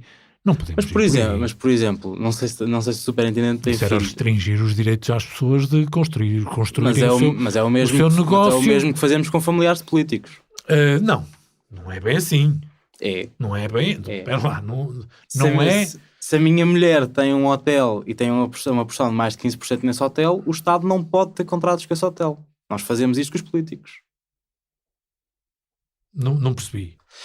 Nós, na política, com deputados, temos essa restrição. Quando há laços, e nós também temos a restrição. Quando há laços familiares, o Estado eles não podem ser administradores, não podem executar nenhuma função esteja prevista dentro da segurança privada que seja que colida com aquilo que foram as anteriores funções. Portanto, não pode. Mas isso a título pessoal. Agora, a pergunta é se esse espaço de nojo, esse espaçamento, deveria ou não ser expandido para incluir laços familiares próximos, diretos. Filhos, estamos a falar de esposas, cônjuges, aí fora. Porque é isso que fazemos no caso de deputados, Vou-lhe ser sincero. A lei é um bom adubo para a criatividade de a contornar. Sim. Por isso é que estamos a fazer esta pergunta. Vou-lhe ser sincero. Daquilo que eu conheço, tirando um aspecto da ação da área de formação, em que, efetivamente, há ex-polícias que são donos de empresas de formação, não há... Mas isso é frequente? Há ex-polícias serem donos de empresas de formação? Não, é uma situação... Conforme lhe disse, isto tem evoluído e, portanto, há claramente aqui uma gestão de negócio que o polícia não está apto a.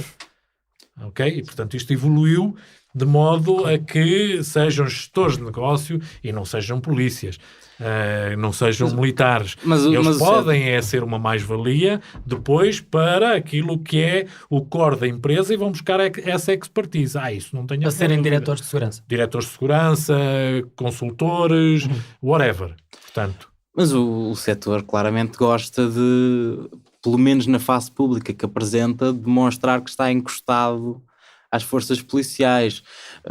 A Central Operacional de Proteção e Segurança é um acrónimo que agora faz a guarda das estações da ferrovia de Lisboa para baixo.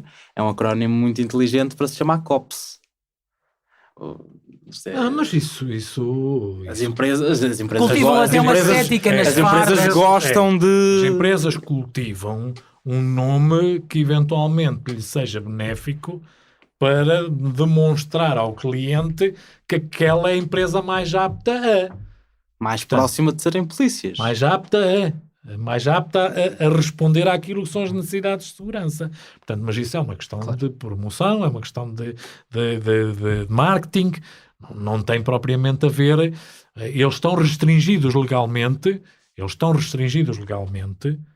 a não se confundirem. Estão restringidos legalmente e nós fazemos muito questão disso. Aliás, um dos processos, não sei se sabem, um dos processos que nós fazemos em termos de regulação é os equipamentos, os fardamentos, etc., que não podem ser confundíveis. E portanto, uma empresa chamar-se COPS não está no limiar do confundível com serem a polícia? Não necessariamente. É a mesma palavra. Sim, mas não necessariamente. Portanto, não confunde necessariamente o cidadão. Se eu criar uma empresa de segurança privada cuja sigla é PSP... Não deixamos. Não deixavam? Não, claro. Ou não. Polícias. Não deixamos. Nem pensar nisso. Mas para lhe dar o exemplo, portanto, só para perceberem o processo de aprovação do fardamento vai para os militares, vai para a GNR, vai para a Proteção Civil e vai para a PSP. PSP do todo. Vai com portfólio para cada um e eles dizem de sua justiça e dizem da nossa parte não há inconveniente. Portanto, todas estas entidades se manifestam em relação àquilo que é o fardamento. Porque pode haver elemento qualquer na farda da GNR, exatamente. na deles ou na portanto, vossa. A partir do momento em que nos digam isto não, que é confundível, não é autorizado. Portanto, é um processo que é bastante burilado e, portanto, agora, claro que a tendência é Strong Sharon, COPS, Power Shield, portanto há aqui um nome associado que tem a ver com o marketing, tem a ver com a capacidade, estar o mais próximo possível capacidade de poder responder para o cliente. Claro. Nos últimos anos houve diversas operações de investigação de grande envergadura que tentaram travar ilegalidades várias e travamos muitas e violência, deixa-me só terminar, existente na atividade de segurança privada. Várias, eu queria só falar, sabem. Claro, eu queria falar de três que são mais mediáticas e que permitem as pessoas identificarem-se, a Operação Mercúrio em 2015, a Operação Fênix em 2015, a Operação Punho Cerrado em 2016. E a sensação que dá é que parece uma coisa cíclica. De tempos a tempos há uma grande operação para limpar isto. Significa que nós neste momento podemos ter temos uma rede de criminalidade instalada que vai ser desmontada daqui a uns meses? Não. Temos um mercado que é o mercado da segurança que, como outro mercado qualquer, tem a permeabilidade de fatores criminógenos. Portanto, como qualquer outro mercado. E, portanto, de tempos em tempos, nós assistimos à tentativa progressiva dos fatores criminológicos de adaptarem determinado tipo de nuances para poderem exercer a sua ação. Porque, normalmente, a questão da segurança é uma questão secundária. Porque o fator principal é o tráfico de droga, são questões de natureza criminal, que acabam depois por estar interligadas com a questão da segurança. Não é a segurança que é criminosa.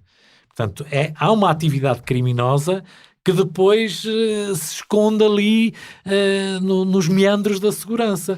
E, portanto, como em qualquer negócio, como em qualquer setor, há atividades criminosas. E, portanto, a polícia vai acompanhando, vai verificando, vai atuando e vai fazendo a sua investigação, porque às vezes nós não atuamos logo porque estamos empenhados a investigar e a tentar reunir a prova suficiente para... Esta última... No entanto, há coisas muito simples. Há coisas muito simples. Posso lhe dizer que há N situações de segurança privada ilegal que nós desenvolvemos conjuntamente com a Polícia Judiciária, porque a Polícia Judiciária tem competência específica para a investigação da segurança privada ilegal, e, portanto, e que nós desenvolvemos toda a ação e depois passamos à Polícia Judiciária para que ultime, digamos, toda a investigação e acabe por fazer detenções.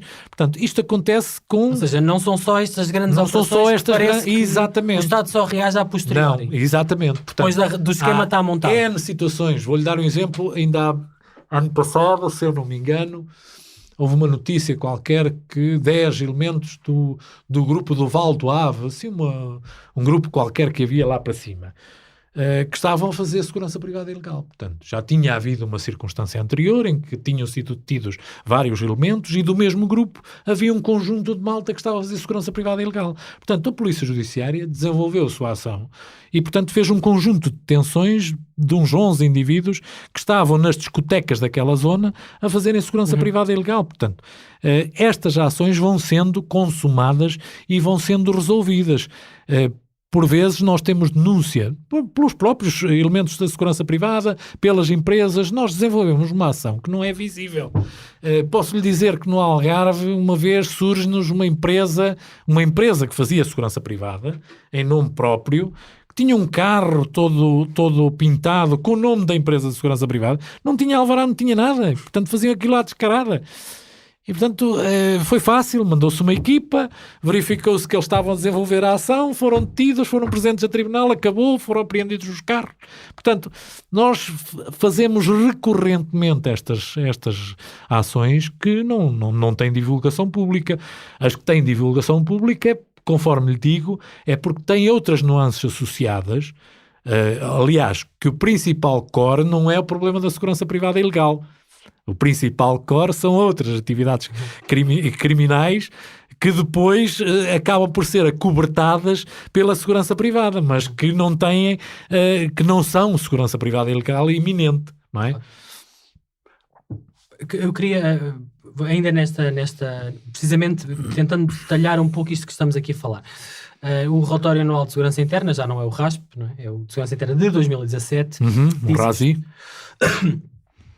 Os grupos criminosos violentos e organizados deram continuidade à promoção dos seus interesses próprios no contexto da segurança privada, com especial destaque para aquela que é desenvolvida no âmbito da diversão noturna e que na última década se tem consolidado como terreno fértil para esses grupos. E detalha ainda, e cito, um dos principais grupos identificados como agentes de ameaça neste setor são os denominados Biker 1%, que é um nome usado, estou eu a fazer um parênteses, entre grupos de motares como os Hells Angels. Sim. Em julho de 2018, terminou a citação do Razi, isto eu a dizer. Em julho de 2018, a Polícia Judiciária fez uma mega operação destinada a investigar as atividades dos Hells Angels e entre os 58 motares detidos estava o João Ramalhete, que é o nome de um dos porteiros do Urban Beach, a discoteca lisboeta, estava ao serviço da empresa de segurança PSG e que espancou o Magnusson Gomes. A ligação entre estes motoqueiros fora da lei e a segurança noturna parece ser mais intrincada e perigosa. Também nesse ano o Diário de Notícias citava fontes da PSP numa notícia e dizia que havia uma empresa de segurança com ligações aos Hells Angels que controlava, e vou citar, locais de diversão noturna no Algarve, Lisboa e Cascais, onde dominam cerca de 60% do mercado, protegendo negócios ilícitos. Quem é que disse isso? Fonte da PSP. Fonte da PSP ao DN. Ok. Segundo o DN de 15 de 7 de 2018. Eu estou aqui sentado, já me identifiquei, estou fardado. Tenho um prazer imenso em estar aqui a conversar convosco. Estou-lhe a citar a notícia. Tenho aqui o meu nome e, portanto, isto é tudo muito bonito, mas as pessoas têm que dar a cara. Não é? O que eu queria perguntar... O superintendente diz que não há uma empresa de segurança privada ligada aos Angels. Não há empresa... Pode haver a permeabilidade em algumas áreas. Portanto, voltamos à história que eu vos disse. E penso que é importante. Obviamente que... tal como na PSP, tal como na GNR, tal como em qualquer atividade. Há gente boa e há gente má. Portanto, E, obviamente, que havendo pessoas ligadas à atividade delituosa criminosa, ao abrigo de um grupo motar, ou ao abrigo de um grupo qualquer de arranca-o-pé, que também faz segurança privada, não faz com que a empresa que o contratou seja claramente a organizadora e que queira dominar a área da segurança privada. A questão aqui não é a empresa nem a PSU. Onde eu queria chegar era ao facto de repente, há aqui uma ligação entre, e que é alertada, há um alerta no relatório de segurança interna, e se há coisa que o Razi é parco em palavras. Portanto, para escrever aqui isto foi muito bem pensado, o Razi 2017, em que se diz claramente que há uma ligação. E o que eu lhe queria perguntar, a pergunta final deste contexto, para quem nos ouve, era: o que é que o senhor pode fazer? Que poderes é que tem o seu departamento, a PSP, para impedir que grupos tão violentos e criminosos... É uma operação Mercúrio, é uma operação Noite Branca, é uma operação que acaba por eliminar e tirar esta atividade criminosa do âmbito da atividade da segurança privada. Ponto. Portanto, o que aconteceu, e sabem disso, portanto, foi desenvolvida uma ação da Polícia Judiciária que eliminou os cabecilhas e o grupo Hell Angels aqui em Portugal. Sim. Portanto, obviamente que eles todos, eu tenho a certeza que eventualmente no grupo, nas atividades do grupo, haveria com certeza outras pessoas de outras profissões que não seguranças privadas. Portanto, o objetivo foi extirpar o grupo que também tinha, dentro das suas ramificações, elementos da segurança privada. Mas este alerta do Razi 2017 mantém-se, não é? Não creio. Ou seja, em 2018 e em 2019 resolveu-se esta parte de grupos criminosos violentos e organizados deram continuidade à promoção dos seus interesses próprios no contexto da segurança privada, com especial destaque para aquela que é desenvolvida no âmbito da diversão noturna. Continuamos aqui a dizer que há sempre situações inopinadas que vão tentando ser resolvidas. Eu vou-lhe dar um exemplo. Uma coisa muito simples que eu posso dizer. Nós tínhamos aí uma empresa de segurança privada que, ou por inocência, ou por ignorância, ou por whatever, não interessa, que fazia segurança privada, proteção pessoal. Fazia proteção pessoal a pessoas. E nós soubemos e fomos fazer aquilo que sempre fazemos, fomos investigar. Pese embora não fomos investigar, fomos averiguar, porque a investigação de crimes de segurança privada ilegal é da Polícia Judiciária. E, portanto, fomos tentar confirmar as fontes. E verificamos que, efetivamente, andavam lá umas pessoas, atrás de outras pessoas, a fazer proteção. Portanto, todos os movimentos denotavam que, efetivamente, havia ali uma atividade de proteção pessoal que tem que ter, obrigatoriamente, o alvará B. Portanto, dentro daquilo os chamados guarda-costas. Exatamente. E a empresa não tinha esse alvará. Pronto. Portanto, reunimos a prova suficiente, tínhamos todas as condições para avançar e entra-nos dentro do Departamento de Segurança Privada um pedido da empresa a pedir o alvará B. Para nós... E lá coincidências? Não, para nós... Não foi saída nossa. Portanto, nem foi fuga de informação. Eu, para mim, fico com o problema resolvido, porque o que eu quero é que as empresas e o setor funcionem dentro da legalidade. Portanto, para mim foi, olha, arruma lá essa porcaria toda. Ganharam um juízo, vieram regularizar a situação, para mim, remédio santos. Verificou que aquelas pessoas que faziam guarda-costas tinham o cartão com o alvará respectivo, é isso? Não, elas vieram a legalizar a sua situação e, portanto, para mim, está resolvido. Mas o senhor superintendente acha sinceramente que foi uma coincidência? A PSP não é o organismo mais fechado em termos de fugas de informação. Não, mas o meu departamento é. O meu departamento é, felizmente, tenho pessoas. Eu deparei-me com um departamento, e permitam-me também fazer esta notinha aqui porque acho que é importante. Eu deparei-me com um departamento com pessoas extraordinárias. Quantas pessoas trabalham consigo? São 70 pessoas. que se dedicam de corpo e alma, que se empenham afincadamente a tentar responder às necessidades do setor. Só para lhe dar uma nota, durante este período do Covid, dúvidas das empresas, nós já respondemos para cima de 3.000 mails de pedidos de esclarecimento, de ajuda. Como é que fazemos? Como é que podemos agir? Como é que podemos não pisar as marcas? Porque são situações de exceção. Portanto, temos aqui um conjunto, respondemos para cima de 3.000 questões.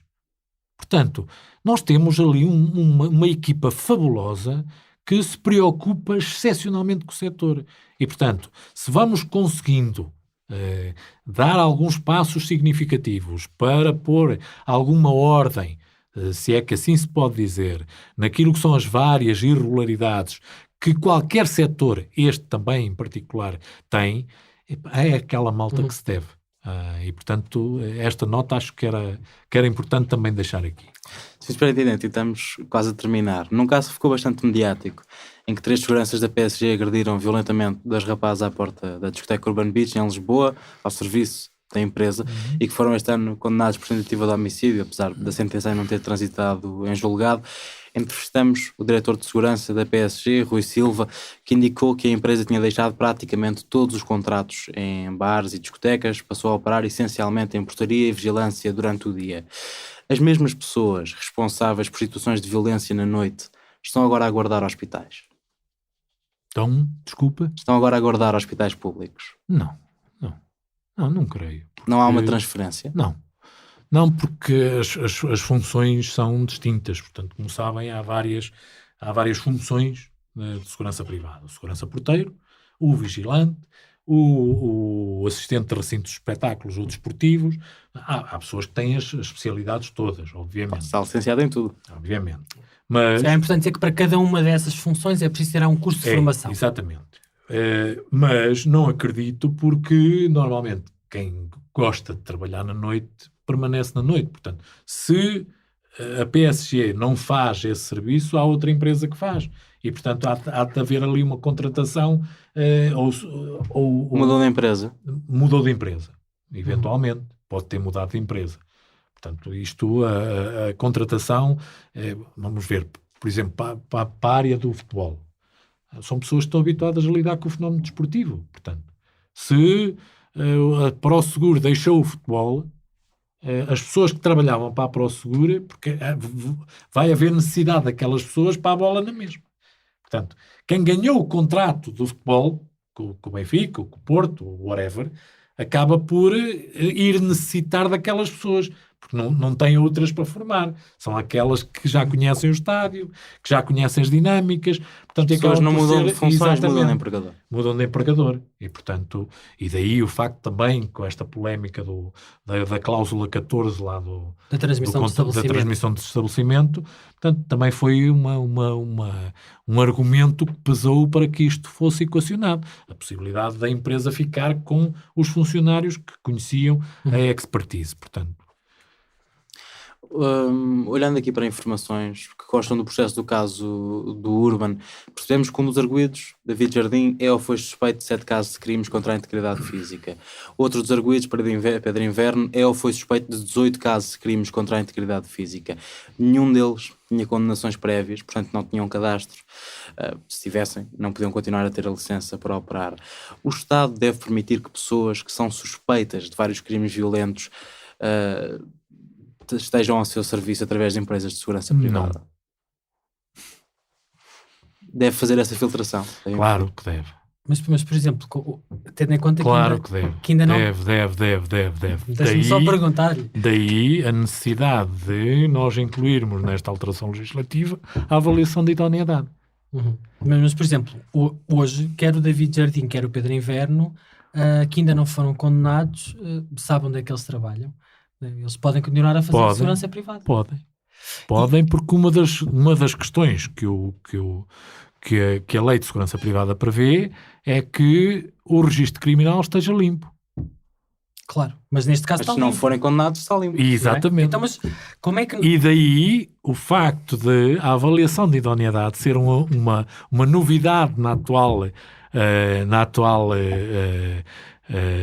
revisão da Lei de Segurança Privada, que permite que nós, num futuro próximo, assim que temos estado a estudar os vários processos de avaliação de idoneidade de diferentes entidades, no sentido de nos municiarmos dos elementos fundamentais para que possamos fazer essa avaliação sem corrermos riscos de estarmos a catalogar pessoas, portanto, que é muito importante também.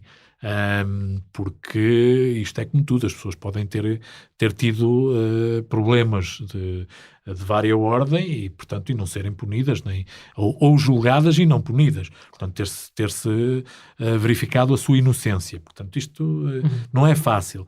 Mas esta ferramenta permite-nos, depois nós, avaliarmos deste tipo de pessoas e dizer assim, sim senhora, tens o registro criminal limpo, mas todo o teu histórico determina que tu não possas ser segurança privada. Mas hoje... Há outra questão... Mas isso é justo. É muito justo. Porque estas pessoas Muito justo. nunca foram condenadas pelo Estado português. Para todos os devidos efeitos são inocentes. É justo porque todo o histórico consegue... por isso é que eu lhe disse, não é fácil esta questão da avaliação de idoneidade. É um pau de dois bicos. Por isso é que nós estamos a estudar como é que o vamos fazer de modo a não cometer injustiças. Foi isto que eu comecei por dizer. E, portanto, se nós conseguirmos arranjar um modelo que nos permita fazer aqui uma avaliação suficiente e, de algum modo, salvaguardar todos os interesses, o do visado e o da administração, e conseguirmos demonstrar que aquela pessoa não tem condições para, um dos elementos fundamentais que nós temos neste momento é a questão dos psicólogos, que era outra questão que estava presente na lei e que ainda não tinha tido desenvolvimentos. Portanto, nós neste momento já conseguimos... E ainda está, não é? O artigo 23, a avaliação médica e psicológica, e determina muito claramente... Exatamente. Que são portanto, esse é um elemento fundamental que hoje já pode usar que isto. não estava a ser feito. Calma, não estava a ser feito porque carecia de um despacho. E havia aqui houve aqui vários problemas de ordem técnica, que têm a ver com a questão dos psicólogos, da ordem dos psicólogos e da Direção-Geral de Saúde, que tiveram que ser resolvidos e ultrapassados. Portanto, tinha a ver com questões técnicas, de como é que se fazia, etc. E, portanto, penso que o despacho está assinado e está ultrapassado e que em breve nós iremos Mas isto já estava na lei de 2013. Já estava na lei. Portanto, mas era impraticável. Portanto, havia ali uma nuance que teve que ser alterada porque era impossível fazer a avaliação nos termos que a lei... Ficou preso nos trâmites. Porque não estava regulamentado, é isso? Não. Era uma questão técnica que a lei previa e que os psicólogos não conseguiam implementar. Portanto, houve aqui uma falha daquilo que era a necessidade médica, é o ponto 4 médica, tecnológica, com a Sim. execução do exame que deveria ser feito. Porque a avaliação da aptidão psicológica... Nesta altura penso que ultrapassado. Tem que ser Portanto, realizada esta questão por de entidade idoneidade... reconhecida Desculpa, era só para esclarecer isto. Tem que ser reconhecida por entidade reconhecida pela Ordem dos Psicólogos. Era isto, não é? Sim. Muito bem. Mas esta questão de idoneidade, então será mais uma avaliação... Sim, mas será mais uma avaliação do perfil da pessoa do que do registro criminal em si. Sim. Temos que aliar os dois. Sim. Temos que aliar os dois. E aqui para terminar, penso eu, no caso de uma pessoa que seja de facto condenada por um crime violento, cumpra a sua pena de prisão, é justo impedi-la de exercer a atividade depois? Depende. Por isso é que a lei especifica quais são os crimes. Um homicídio? A lei especifica quais são os crimes. Sim. E há um espaço. Mas abre-lhe uma questão essencialmente filosófica de leitura do sistema prisional e penal. Não só. Que é se cumpre o sistema prisional, paga-se a dívida à sociedade, estas pessoas devem depois ser impedidas de ser seguranças privados. Depende do tipo de crime. Há margem. E a margem normalmente não é decidida por nós. Naturalmente. É decidida pelos tribunais. Por isso é que há juízes de execução de penas que, a pedido do do segurança privado, para efeitos de garantir o seu posto de trabalho, o juiz de execução de penas pode determinar que o seu registro criminal não contenha as condenações. A menção. E, portanto, quando ele nos apresenta o registro criminal sem condenações, eu, administração, tenho que lhe emitir o cartão. Era a minha última questão para ver se eu percebi. Portanto, neste momento, é possível à PSP e ao seu departamento saber se há seguranças ou empresas contratadas a trabalhar ao serviço do Estado, como falámos, nas finanças ou no hospital, com casos em tribunal, mas não condenados por violência? Nós acompanhamos, por norma acompanhamos. Ou seja, imagino que um David Jardim ou o Pedro Inverno, que tem 18 casos de crimes contra a atividade física, que passou pela tal avaliação médica e psicológica, e lendo o anexo é difícil perceber como é que alguém que agrediu 18 pessoas passa naqueles testes. Não passa nos testes, porque os testes não eram realizados. Era um teste médico e não psicológico. Mas até quando... Então, o que me está a dizer é que entre 2013 e 2020 não se fizeram... Fizeram-se, mas não com a profundidade que deveriam ser feitos. Portanto, só se fazia o teste de ir ao médico da medicina do trabalho, mas não o exame psicológico. Exatamente. E agora fazem-se? Agora vamos começar a fazê-los. Portanto, porque já se conseguiu dirimir a tal questão técnica que estava por sanar. Em termos práticos, por exemplo, a PSP consegue dizer-nos neste momento se o segurança que está à porta do Ministério das Finanças foi suspeito em 18 casos de violência contra a atividade física? Não, porque eu não tenho o registro criminal dele, não faço a menor ideia.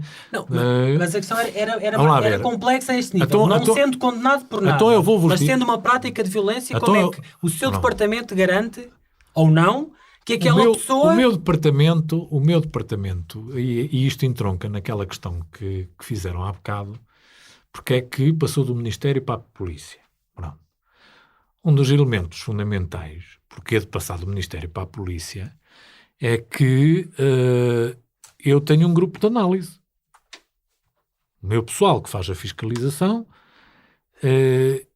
vai recolhendo informações acerca do setor. Portanto, eu não posso estar cego em relação àquilo que se passa no setor.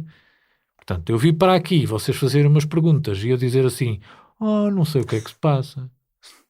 Eu sei tudo o que se passa. Felizmente.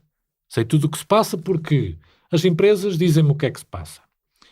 Os vigilantes e os sindicatos, felizmente temos tido um extraordinário relacionamento e, portanto, a minha porta está permanentemente aberta. A minha porta está permanentemente aberta para todos os responsáveis do setor.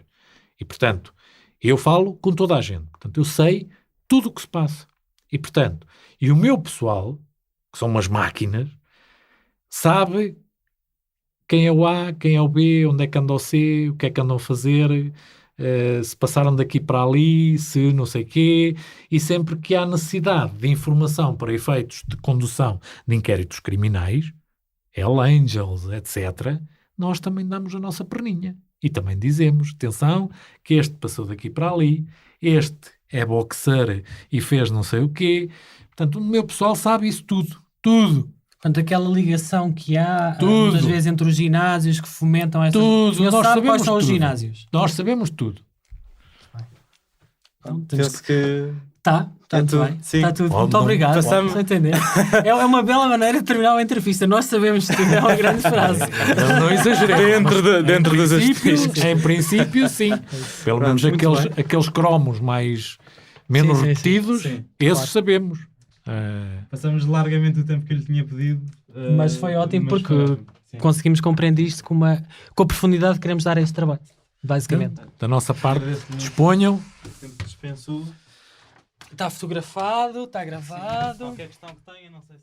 Este foi um extra da série Exército de Precários. Esta entrevista foi preparada pelo Ricardo Esteves Ribeiro, pelo Nuno Viegas e por mim, Pedro Miguel Santos, que a conduzimos. O Bernardo Afonso fez a edição de som. Fizeram parte da produção desta série Joana Batista, Maria Almeida, Margarida David Cardoso, Sofia Rocha e Tomás Pinho. A equipa Fumaça conta ainda com Danilo Tomás e Mota Feche.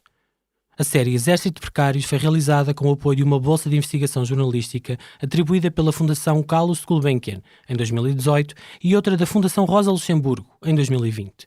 Os contratos podem ser consultados em fumaca.pt/sobre. Até já!